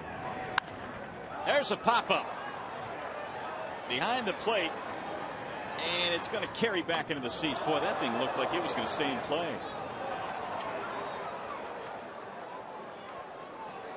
That last pitch at 101 from Verlander. He's 115 pitches in, and he's throwing 101 miles an hour. Amazing. Shades of that no-hitter when he was throwing 101 in the 9th inning against Milwaukee. He's got some kind of talent. They'll try and put him away again. And it's fouled away again. Boy, you got to hand it to the kid Laporta. He's battling here. Don't know exactly what Verlander and Sardina are thinking here, but he's already fouled off 3 fastballs. He's probably pretty good. He's timed that pitch pretty well. He might not put it in play with authority, but he's got a good timing on it. A good breaking ball down will get you a strikeout, but you got to locate it. Well, there it was, but it bounced in, and now it's 2-2. It was so hard that it never looked like a strike, and therefore Laporta was able to really keep his bat on his shoulder. When you throw that pitch, you want to disguise it as it looks like a strike to entice the hitter into at least thinking about swinging at it.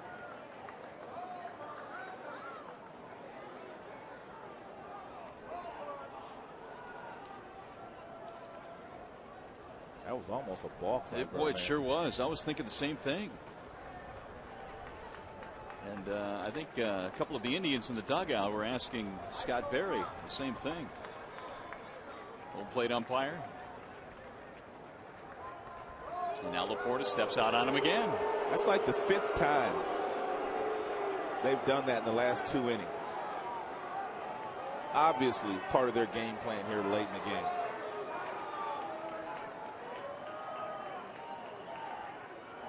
Breaking ball, got him. Strike 3. Laporta caught looking for the 2nd time in this game, and Verlander carved him that time. 11 strikeouts for Verlander, the most by an American League pitcher this season. He started the breaking ball right at the youngster Laporta. Laporta gave up on it, and it caught the inner third of the plate for strike 3. What a pitch. Not out of it yet, though. Here's Valbuena. The bases are still loaded, and he fouls it away. This is the longest Verlander has pitched in a start this year in terms of pitches thrown. This one was key. Nice job of framing it as well in the inner part of the plate by Sardina. Fouled back, and now it's 0-2. Boy, if Verlander pitches out of this, they better get him a run. 0-2 on Valbuena. Crowd is feeling it. 27,000 plus.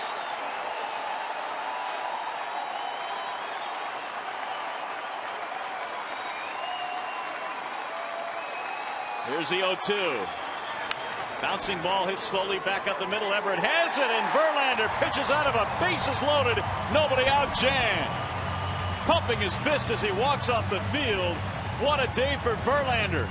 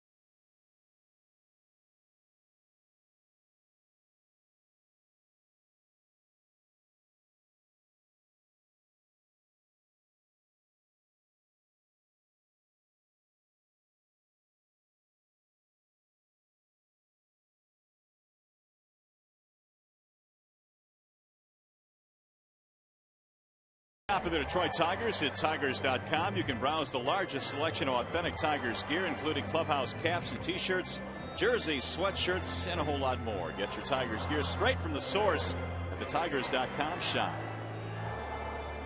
Well, today's game is available in crystal clear high definition on Fox Sports Detroit HD, sponsored by Comcast. What a glorious day for baseball here. What a glorious game we have, Rod. I mean, this has been as good as it gets, but Justin Verlander about as good as it gets in that last inning. Pitches out of a bases-loaded, nobody-out jam. Well, it's one of the reasons why Jim Leyland had no problem whatsoever putting David DeLucia on to load the bases, because he knew he had his ace on the mound with his power stuff today. Verlander started off the inning by walking a hitter. Then you've got the double. That sets up the intentional base on balls. Now they're loaded. First pitch swing was Shopik, who popped up, and then Verlander just got busy. Matt Laporta, who came up from the minor leagues with 5 home runs, they were not throwing pitches like that down in the minor leagues. Then he gets the other youngster, Valbuena, the force out by Everett, and they're able to get out of the jams. 11 strikeouts today for Verlander. That is one shy of his career high, but it's the most strikeouts by any American League pitcher. And you could just see Leyland is saying, look, it's bases loaded, nobody out. I know you're over 100 pitches, but you're our horse, and you got to get us through this inning. Well, the Tigers need to go out and score him a run, because it'd be a shame for him not to get a win today. I know Lee's pitching as well as Verlander without all the strikeouts, but this is where you have to get your guy one run some kind of way. You've got to try to push a run across the dish so he can leave with a W today. Well, he's done everything he can. Verlander, that is. You know, Dane Sardina leads it off in the bottom of the 7th. What a dominating effort for Justin Verlander. 11 strikeouts. And we'll see if the Tigers can get that offense going here in the 7th. Lee has been a tough cookie as well. He's kind of been overshadowed today, but he's pitched a tremendous ball game. Gave up the home run to Brandon Inge in the 2nd, and that's it. It would be nice to somehow see Sardina get on base, which would allow Leyland to use the speedster Anderson to pinch run for him. Sardina, then Granderson, and then Polanco. The 0-2 pitch. Dane today is 0 for 2, strikeout and a fly ball. Cliff Lee following up a series of pretty good starts after getting rocked in his first start of the year. He's been good in his last 3, and he's been really good today. And it's not like the Tigers have not had chances. They've had 8 hits.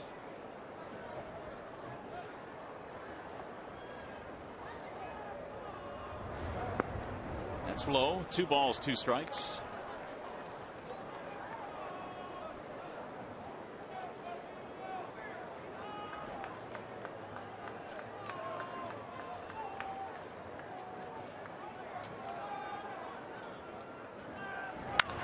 Driven to the gap in right center field. That ball's going to get down.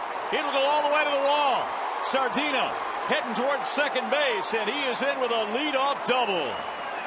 I don't think he really needs Anderson now. Not yet, anyway. What a great at-bat by Sardina. Down, no balls, 2 strikes, to last year's Cy Young Award winner. He gets a fastball away, keeps his head down, and slices the gap in right center field. That is big. Verlander likes it. Now we'll see if they can get him home. Well, Granderson has to advance him at least. You get a leadoff double out of your number 9 hitter, down in the count 0-2. Indians, at least on the corners in the infield, are playing for a bunt. No sign of it there. Ball 1 to Curtis. Curtis bunted for a base hit his last time up. He took one down toward first base. You see Victor Martinez at first, even with the bag. DeRosa at third, about a few steps in at that third base position.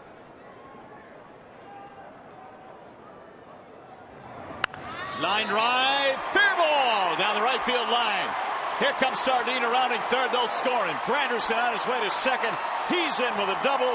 Back-to-back 2-base hits, and the Tigers lead. Verlander brought this place to life by getting out of that bases-loaded jam in the top half of the 7th inning with nobody out. And it looks like the Tigers are trying to reward him with a win this afternoon for his effort. Good at bat by Curtis. Little cut fastball away from him, but he reaches out and hits a seed down in the right field corner. Tigers can't stop here. They need a couple more. Verlander says, and away. What a job he did today. 10 Tigers hits now. The Sardina double started it. Granderson doubles him in. Curtis has a pair of hits today. How about Pineapple getting it started? Pineapple. That's his nickname. I forgot about that nickname. Sardina. He's from Hawaii. They got good pineapples in Hawaii. Yeah, they do. They got the best. Here's a show of bunt by Polanco. Last time you dropped a pineapple on us, it was spring training, I think. I heard Lloyd McClendon call him that, so I figured it was cool. Might want to check with Dane to see if it's cool with him. 1-0 on Polanco. Placido 1 for 3. Inside at first and third defensively. He's swinging away and a ground ball to second. Boy, can he hit, man. He just moves that runner up to third like it's nothing. Very few managers in baseball in this situation, game so close, you need the win to win the series. You're making your number 2 guy bunt in this situation, but he has such tremendous confidence in Polanco in his bat handling ability that he allows him to swing the baseball bat, and Polanco does exactly what Leland was hoping that he would do. Infield is in now for Cleveland with an insurance run standing at third. Granderson. Well, it's imperative that Maglio do the job because Cabrera will not hit if Maglio doesn't do the job. It's going to go foul. They will walk Cabrera. So Maglio has to drive this run in. Well, Maglio has 10 RBIs this year, 1 for 3 today. And you wonder if Curtis Granderson's coming on contact with 1 out, the infield end.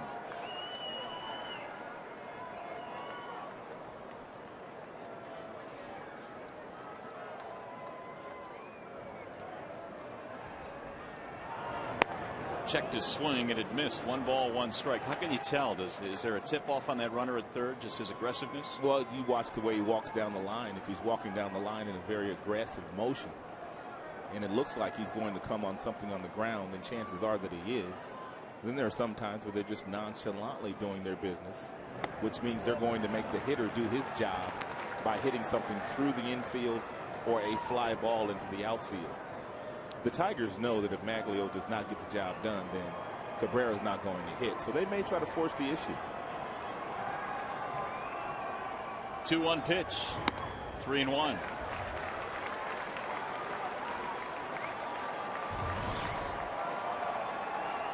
Lee now is hit 100.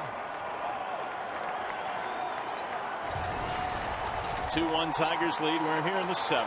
They have a chance to get another run in. This would be Cliff's first walk of the game if he walks Maglio.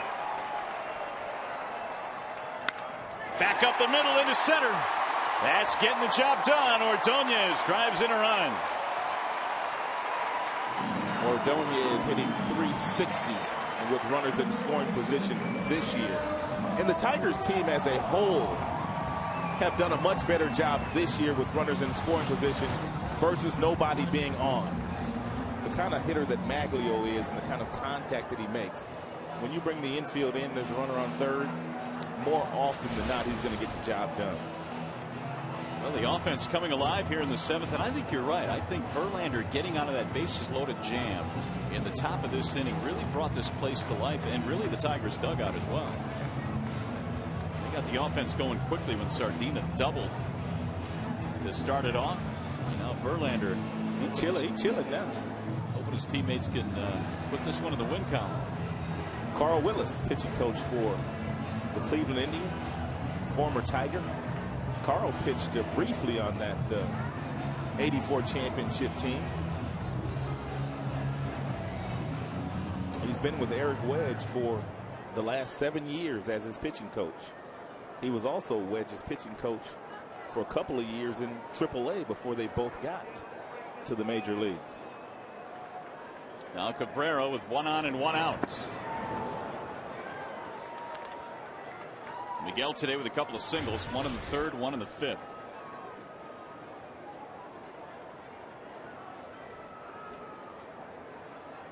It's 11 hits now for Detroit.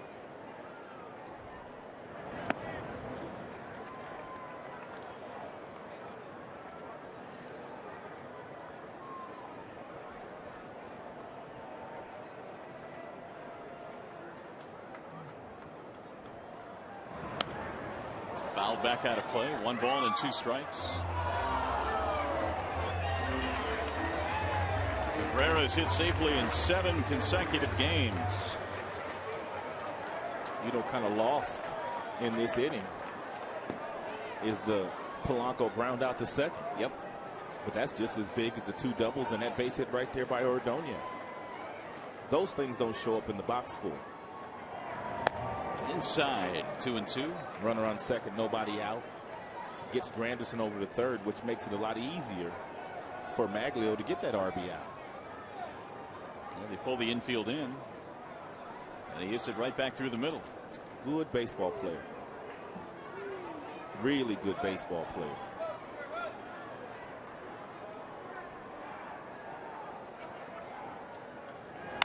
Ground ball back up the middle and under the glove of a diving Valbuena.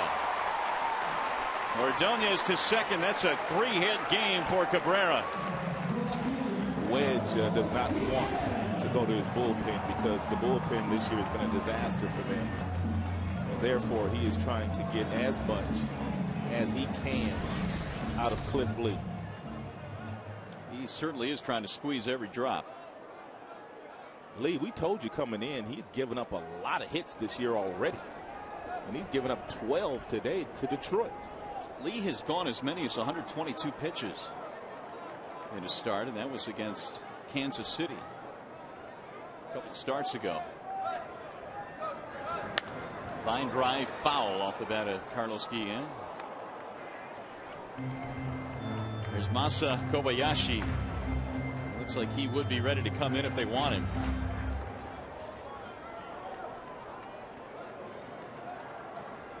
Oh, 1 on Guillen. Carlos 0 for 3.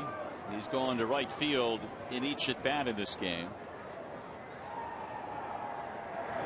And he goes to right field again, right at Laporta. 4 straight times, 2 gone.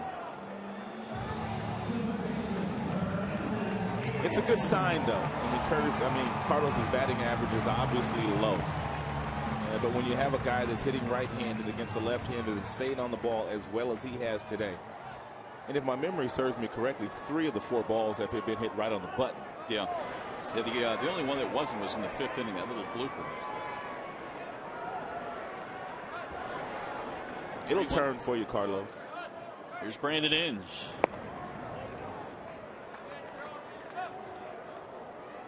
Tigers have out hit the opposition today 12-2. But it has been a tight one despite that. Inge already is homered against Lee, 1 for 3. Tried to hold up, and he did.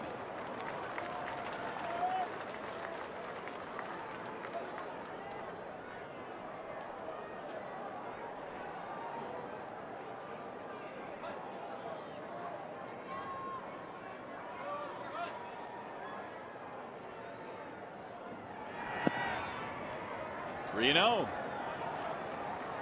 he might as well get as many as he can. 2-run lead right now. Tigers had Perry and C warming up in that last half inning. Over the years, Inge has not been one of those guys that Leland would allow to swing 3-0. But he's off to such a terrific start this year. Jim just might green lighting. And there is ball 4. Hey, you got to go get him now, maybe. I think so, don't you? Well, Martinez going to walk out to the mound. Well, you know what he's thinking, partner. He feels like this is his best chance at winning the game. I guess so. His bullpen has just been not good. Yeah, and Kobayashi has Scuffle just like the rest of them. So he's going to let him face the right-hander Ryan Rayburn. And there's ball one. And it looks like Lee is heading toward empty on the gas tank.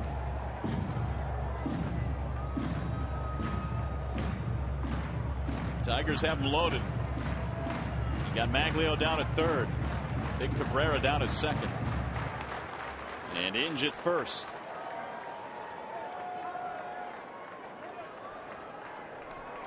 Base hit here, breaks it open. And he got him to pop it up. Shallow left field. The shortstop Cabrera waving everybody off. And the Tigers leave him loaded, but a big inning. They break through with two, and you're watching Tigers baseball on Fox Sports Detroit, presented by Bell Tire.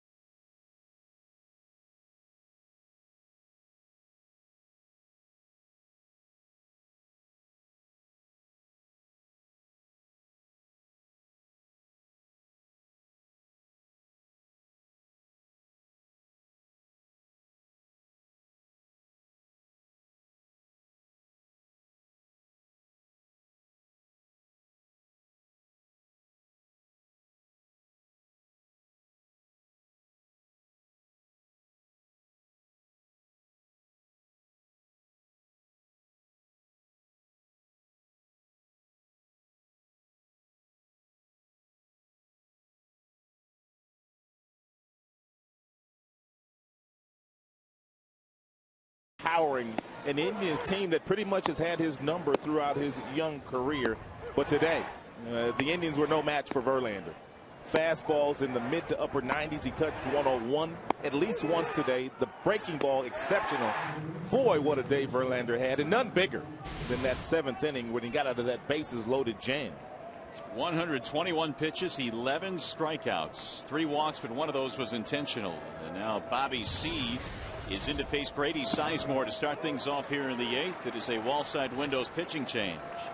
Maybe Jim Leland ought to go out and buy him a lottery ticket today, because he said before the game he felt like Verlander was going to go out there and dominate today. And dominate he did in impressive fashion.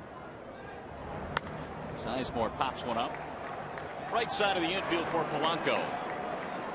One out. You don't play the lottery, do you? You know, I used to, but then I realized, why give away my money? Josh Anderson is the new left fielder. Well, you know, they say you got a better chance of getting hit by lightning. Yeah, that's great. Thank you. Twice. Twice, really? Twice before you win the lottery. And I believe it, too. Based on my past history, no chance to win the lottery. They've done a nice job of keeping the dangerous Sizemore off the base paths today, which is key to beating the Indians. Here is Cabrera, Asdrubal Cabrera, strike one. Because we talk about Sizemore the same way that we talk about Granderson. If you're able to keep those two off the bases, you've got a pretty good chance of kind of winning that game, because as those two guys go, so do their teams. Well, Grady 0 for 4 in this game. And Granderson 2 for 4. So there's your difference, including an RBI double.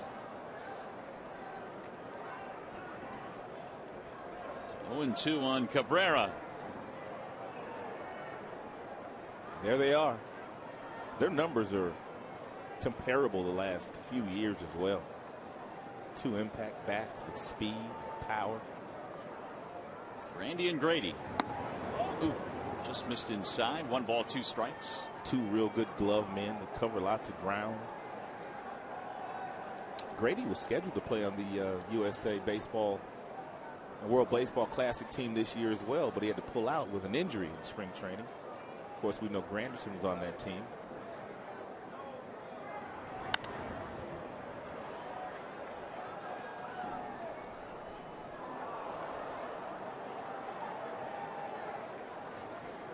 Grady had a groin injury which kept him out. And various injuries have kept a lot of outstanding players for the U.S. on the sidelines for the WBC. 1-2. There's another foul back out of play. Bobby having trouble putting away Cabrera.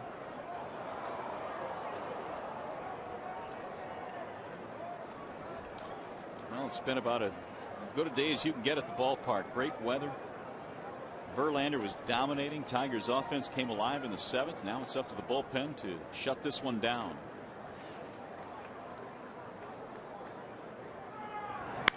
And that's lined to left field. Here comes Anderson. 2 gone.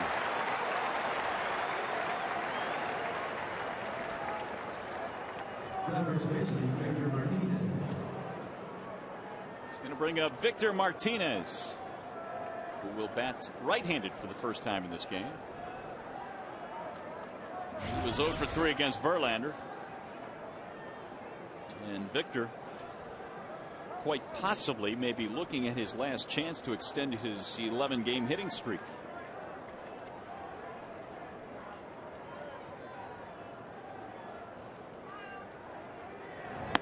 Ball 1. What a left-hander Bobby C has turned out to be for the Tigers. He has done some terrific work. And he's going to be backed up right now by Joel Zumaya and Fernando Rodney. And the back end of the Tigers bullpen is looking good these days. Well, Rodney picked up the save yesterday. You got Zumaya looking really good these days. Once they get the youngsters sorted out, Perry, and get him to believing in his stuff and that he can get hitters out at this level by throwing strikes. And he's going to be a keeper too. That's going to get down. It's a base hit. Anderson over quickly to cut it off. And Victor Martinez keeps the hitting streak going. It's at 12 straight with a 2-out single.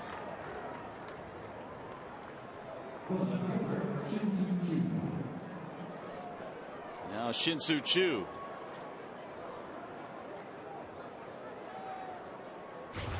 Only the 3rd hit of the day for this Cleveland offense.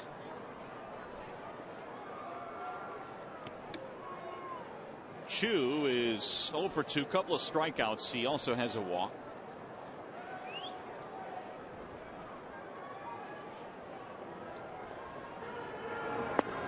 Ball 1. Be careful with this guy. Most of his power is to right field. If you're Bobby, you want to make sure you make Choo use the big part of the ballpark here in this situation. Center field preferably. 2-0.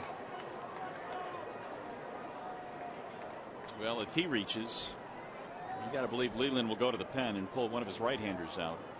DeRosa due next.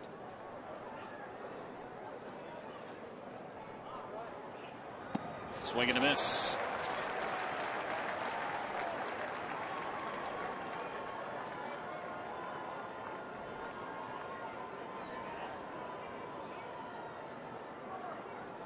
Eric Wedge has all of his lefties in the game. Everybody on the bench is a right-handed hitter. The 2-1 pitch. Swing and a miss. 2-2. Looked like a little breaking ball that was kind of hanging. It's a good pitch to hit. But Choo was trying to hit it out of the ballpark.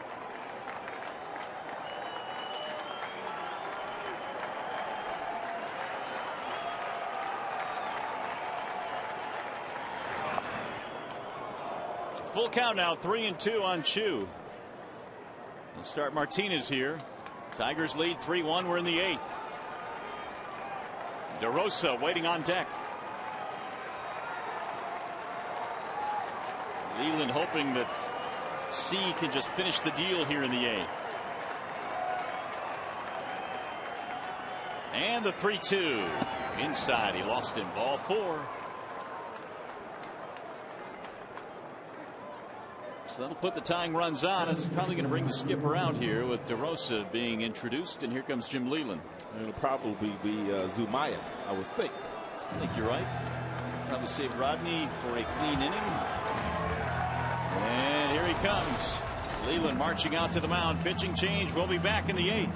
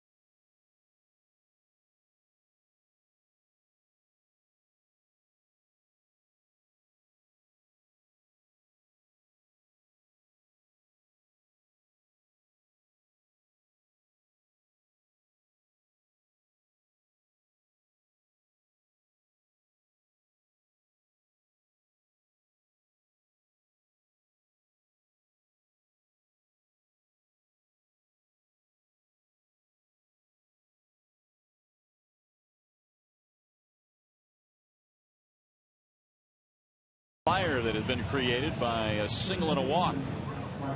And 4th game now that Zumaya has been in. He has 1 win in 4 2/3 innings, a couple of strikeouts, has not walked anybody.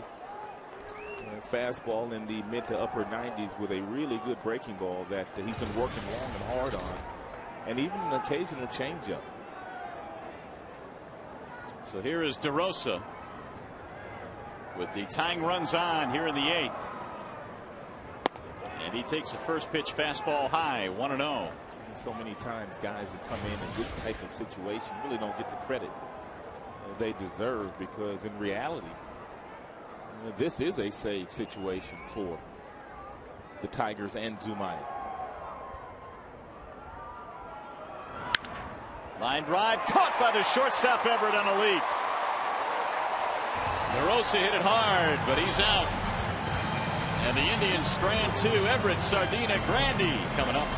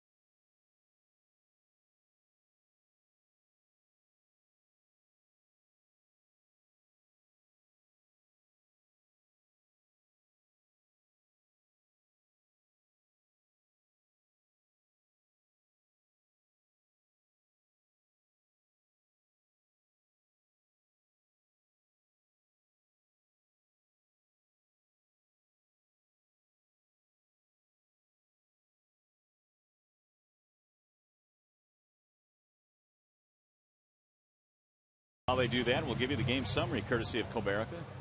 Verlander with his 5th career 10-plus strikeout game. Granderson the go-ahead RBI double in the 7th. Curtis a couple of hits today. Inge has a homer, so he extends his reaching base safely streak to 24. And there you have it. The new pitcher on now for the Cleveland Indians is Masa Kobayashi. He's walked 4 in the 7 2/3 innings so far he's pitched this year. And that's probably why the earned run average is approaching 5, because he really hasn't been hit around all that much. Everett swings on the first pitch and lofts a lazy fly ball to center for Sizemore. 1 out. It's going to bring up Dane Sardina, who had a huge, and I mean huge, double in the 7th. Fell behind in the count to Cliff Lee 0-2 and ends up doubling to start the frame, and then Granderson doubled him home. That's what makes that double really impressive, is the fact that he's fallen behind 0-2.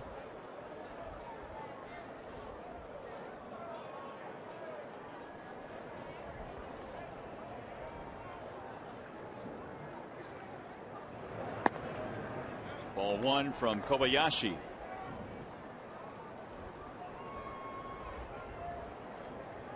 Eight years pitching in Japan before joining Cleveland last year. Appeared in 57 games out of the bullpen. Had 6 saves.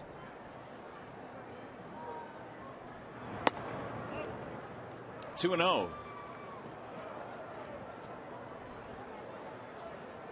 When they acquired him last year, they felt like their bullpen was in pretty good shape with Kobayashi, Betancourt coming off a sensational season, and Perez, and then Borowski.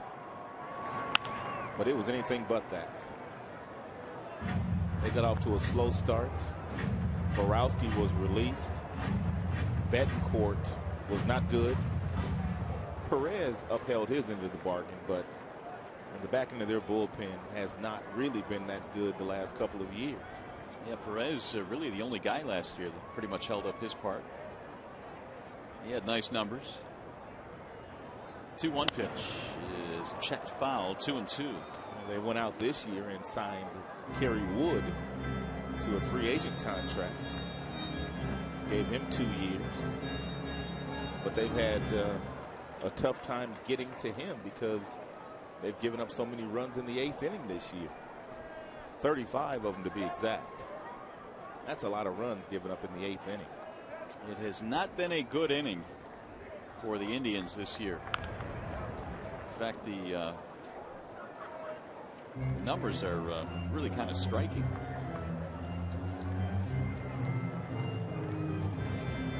The Indians have given up 35 and have scored only 12 in the 8th.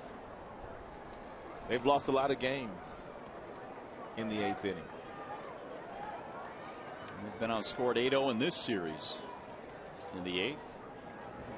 Swing and a miss, and down goes Sardina. 2 gone. Kobayashi has his first strikeout. Hey fans, $15 mezzanine seats for all Monday through Thursday Tiger home games in May are on sale now for only $10. For tickets, call 866-66-TIGER or visit tigers.com. That's tomorrow. You can get you a $15 seat tomorrow. Minnesota Twins coming to town. And Joe Mauer. Do it. Twins happy to get Mauer back. You see where the other day his first swing, home run. His first swing after spending a month on the DL was a home run. Is he the definition of a pure hitter? He's legit, man. Pretty close. He is legit. 2 batting titles already under his belt. He legit. As MC Hammer would say, too legit to quit. We got an MC Hammer reference tonight. Hey, MC Hammer's coming to town here in about a month or so. I thought 80s night was tomorrow. No, he's coming back. I was listening to the radio yesterday, and they said MC Hammer is coming still back. Doing it? He's still doing it. Parachute pants and all. Oh, jeez, I can't wait. I'll get you a couple tickets if you like. You know what? Work on it. I'll do it. He's going to be right over at the Fox Theater, as a matter of fact. You want to go with me? Yeah, we might be able to get in free at the Fox Theater. Work that angle. I like that better. 1-2.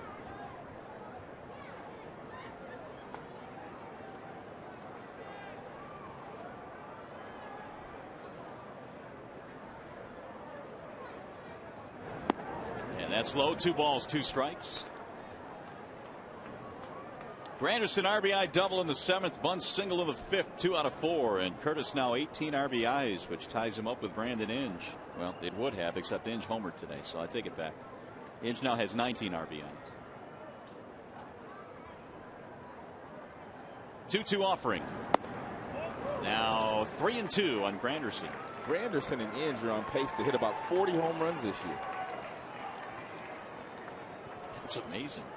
And they already got 8. They do. And it's only May 3rd.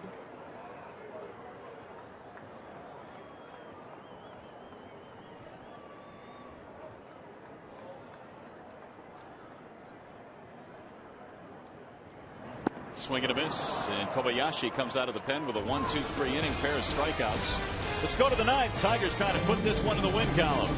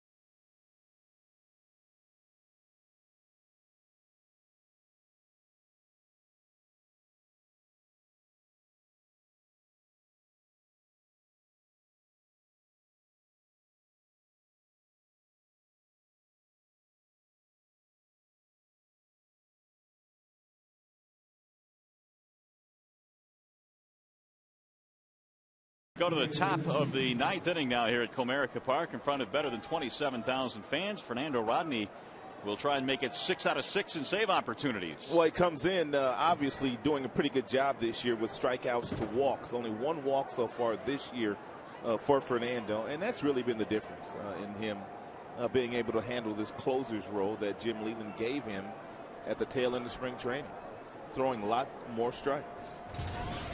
David DeLucci will lead it off. DeLucci, a couple of strikeouts, was walked intentionally back in the 7th. That save Rodney got yesterday was a little bit stressful. Yeah, the Indians put a couple of guys on. 0-1 on DeLucci. And he threw 19 pitches, which is not too bad, which allows Jim to bring him back today.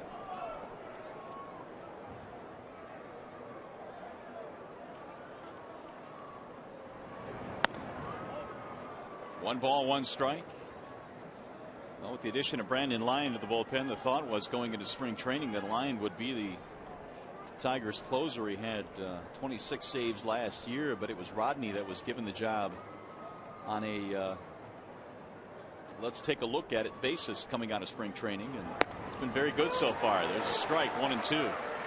Take a look at Granderson in center field where he's playing right now. That allows, with Anderson now being in the game, that allows Granderson to play over where he's playing because he knows that Anderson can cover that gap in left center field, whereas on the other side, he feels like he has to give Maglio a little bit of help in right field. So Granderson able to play on that second base side now with Anderson being in the ball game. He talked about that yesterday or a couple of days ago on a soundbite that we had of him.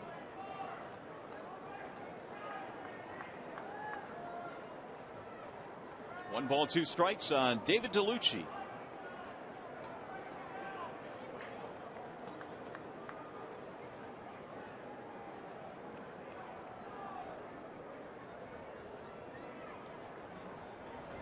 Swing and a miss, and Rodney dusts him off. One away. First strikeout for Fernando. Well, it's round 2 of the Stanley Cup playoff hockey action. Here we grow again. You can grow along for the ride. Just go to DetroitRedWings.com. Get your tickets for this Sunday's Game 5 of the Red Wings Ducks series. 2009 Stanley Cup playoffs. The beard is back. That last fastball, Rodney just blew by DeLucci. Ducks on top 3-2 in the second period. Wings lead that series 1-0. Here's Kelly Shopping. Well, Rodney has that ability. I mean, his fastball, what, 95, 96. Devastating changeup. Tigers have about 5 or 6 guys on their roster on the pitching staff that can throw above 95 miles an hour. Yeah, they can throw some hot sauce at you out of the back end of that pen. When you talk about Rodney, Zamaya, Perry. In the rotation, you got Verlander and Jackson. And Galarraga throwing 93 with movement.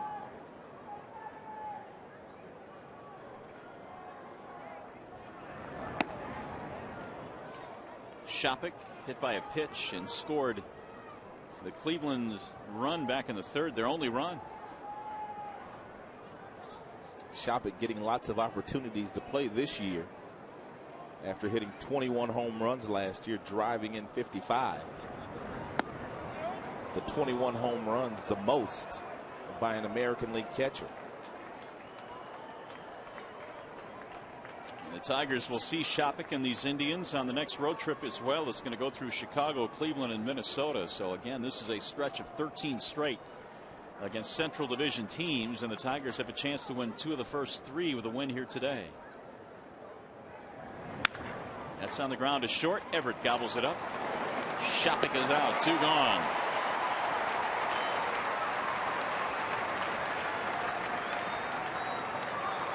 One more out for Rodney's 6th save, and he'll face the rookie Matt Laporta.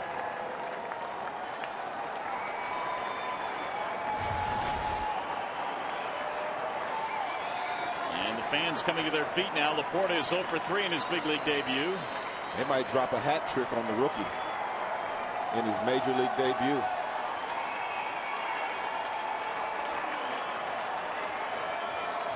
Hat trick would be 3 strikeouts. They wouldn't do that to him, would they, partner? I think there's a good chance. There's strike 1. Well, if you're Laporta, you could probably think of a few pitchers that you'd rather face in your big league debut than Justin Verlander. Yeah, this one he'll be thinking about for a long, long time. And he's probably hoping that they're all not as good as Verlander, which they're not. Verlander struck him out twice. The 0-1. Popped him up. Should do it. Sardina waiting. Tigers win 2 out of 3. A 1-2-3 ninth inning for Fernando Rodney. His 6th save and as many opportunities. This was an outstanding baseball game. You had everything. You had power pitching. You had some small ball, good defensive plays.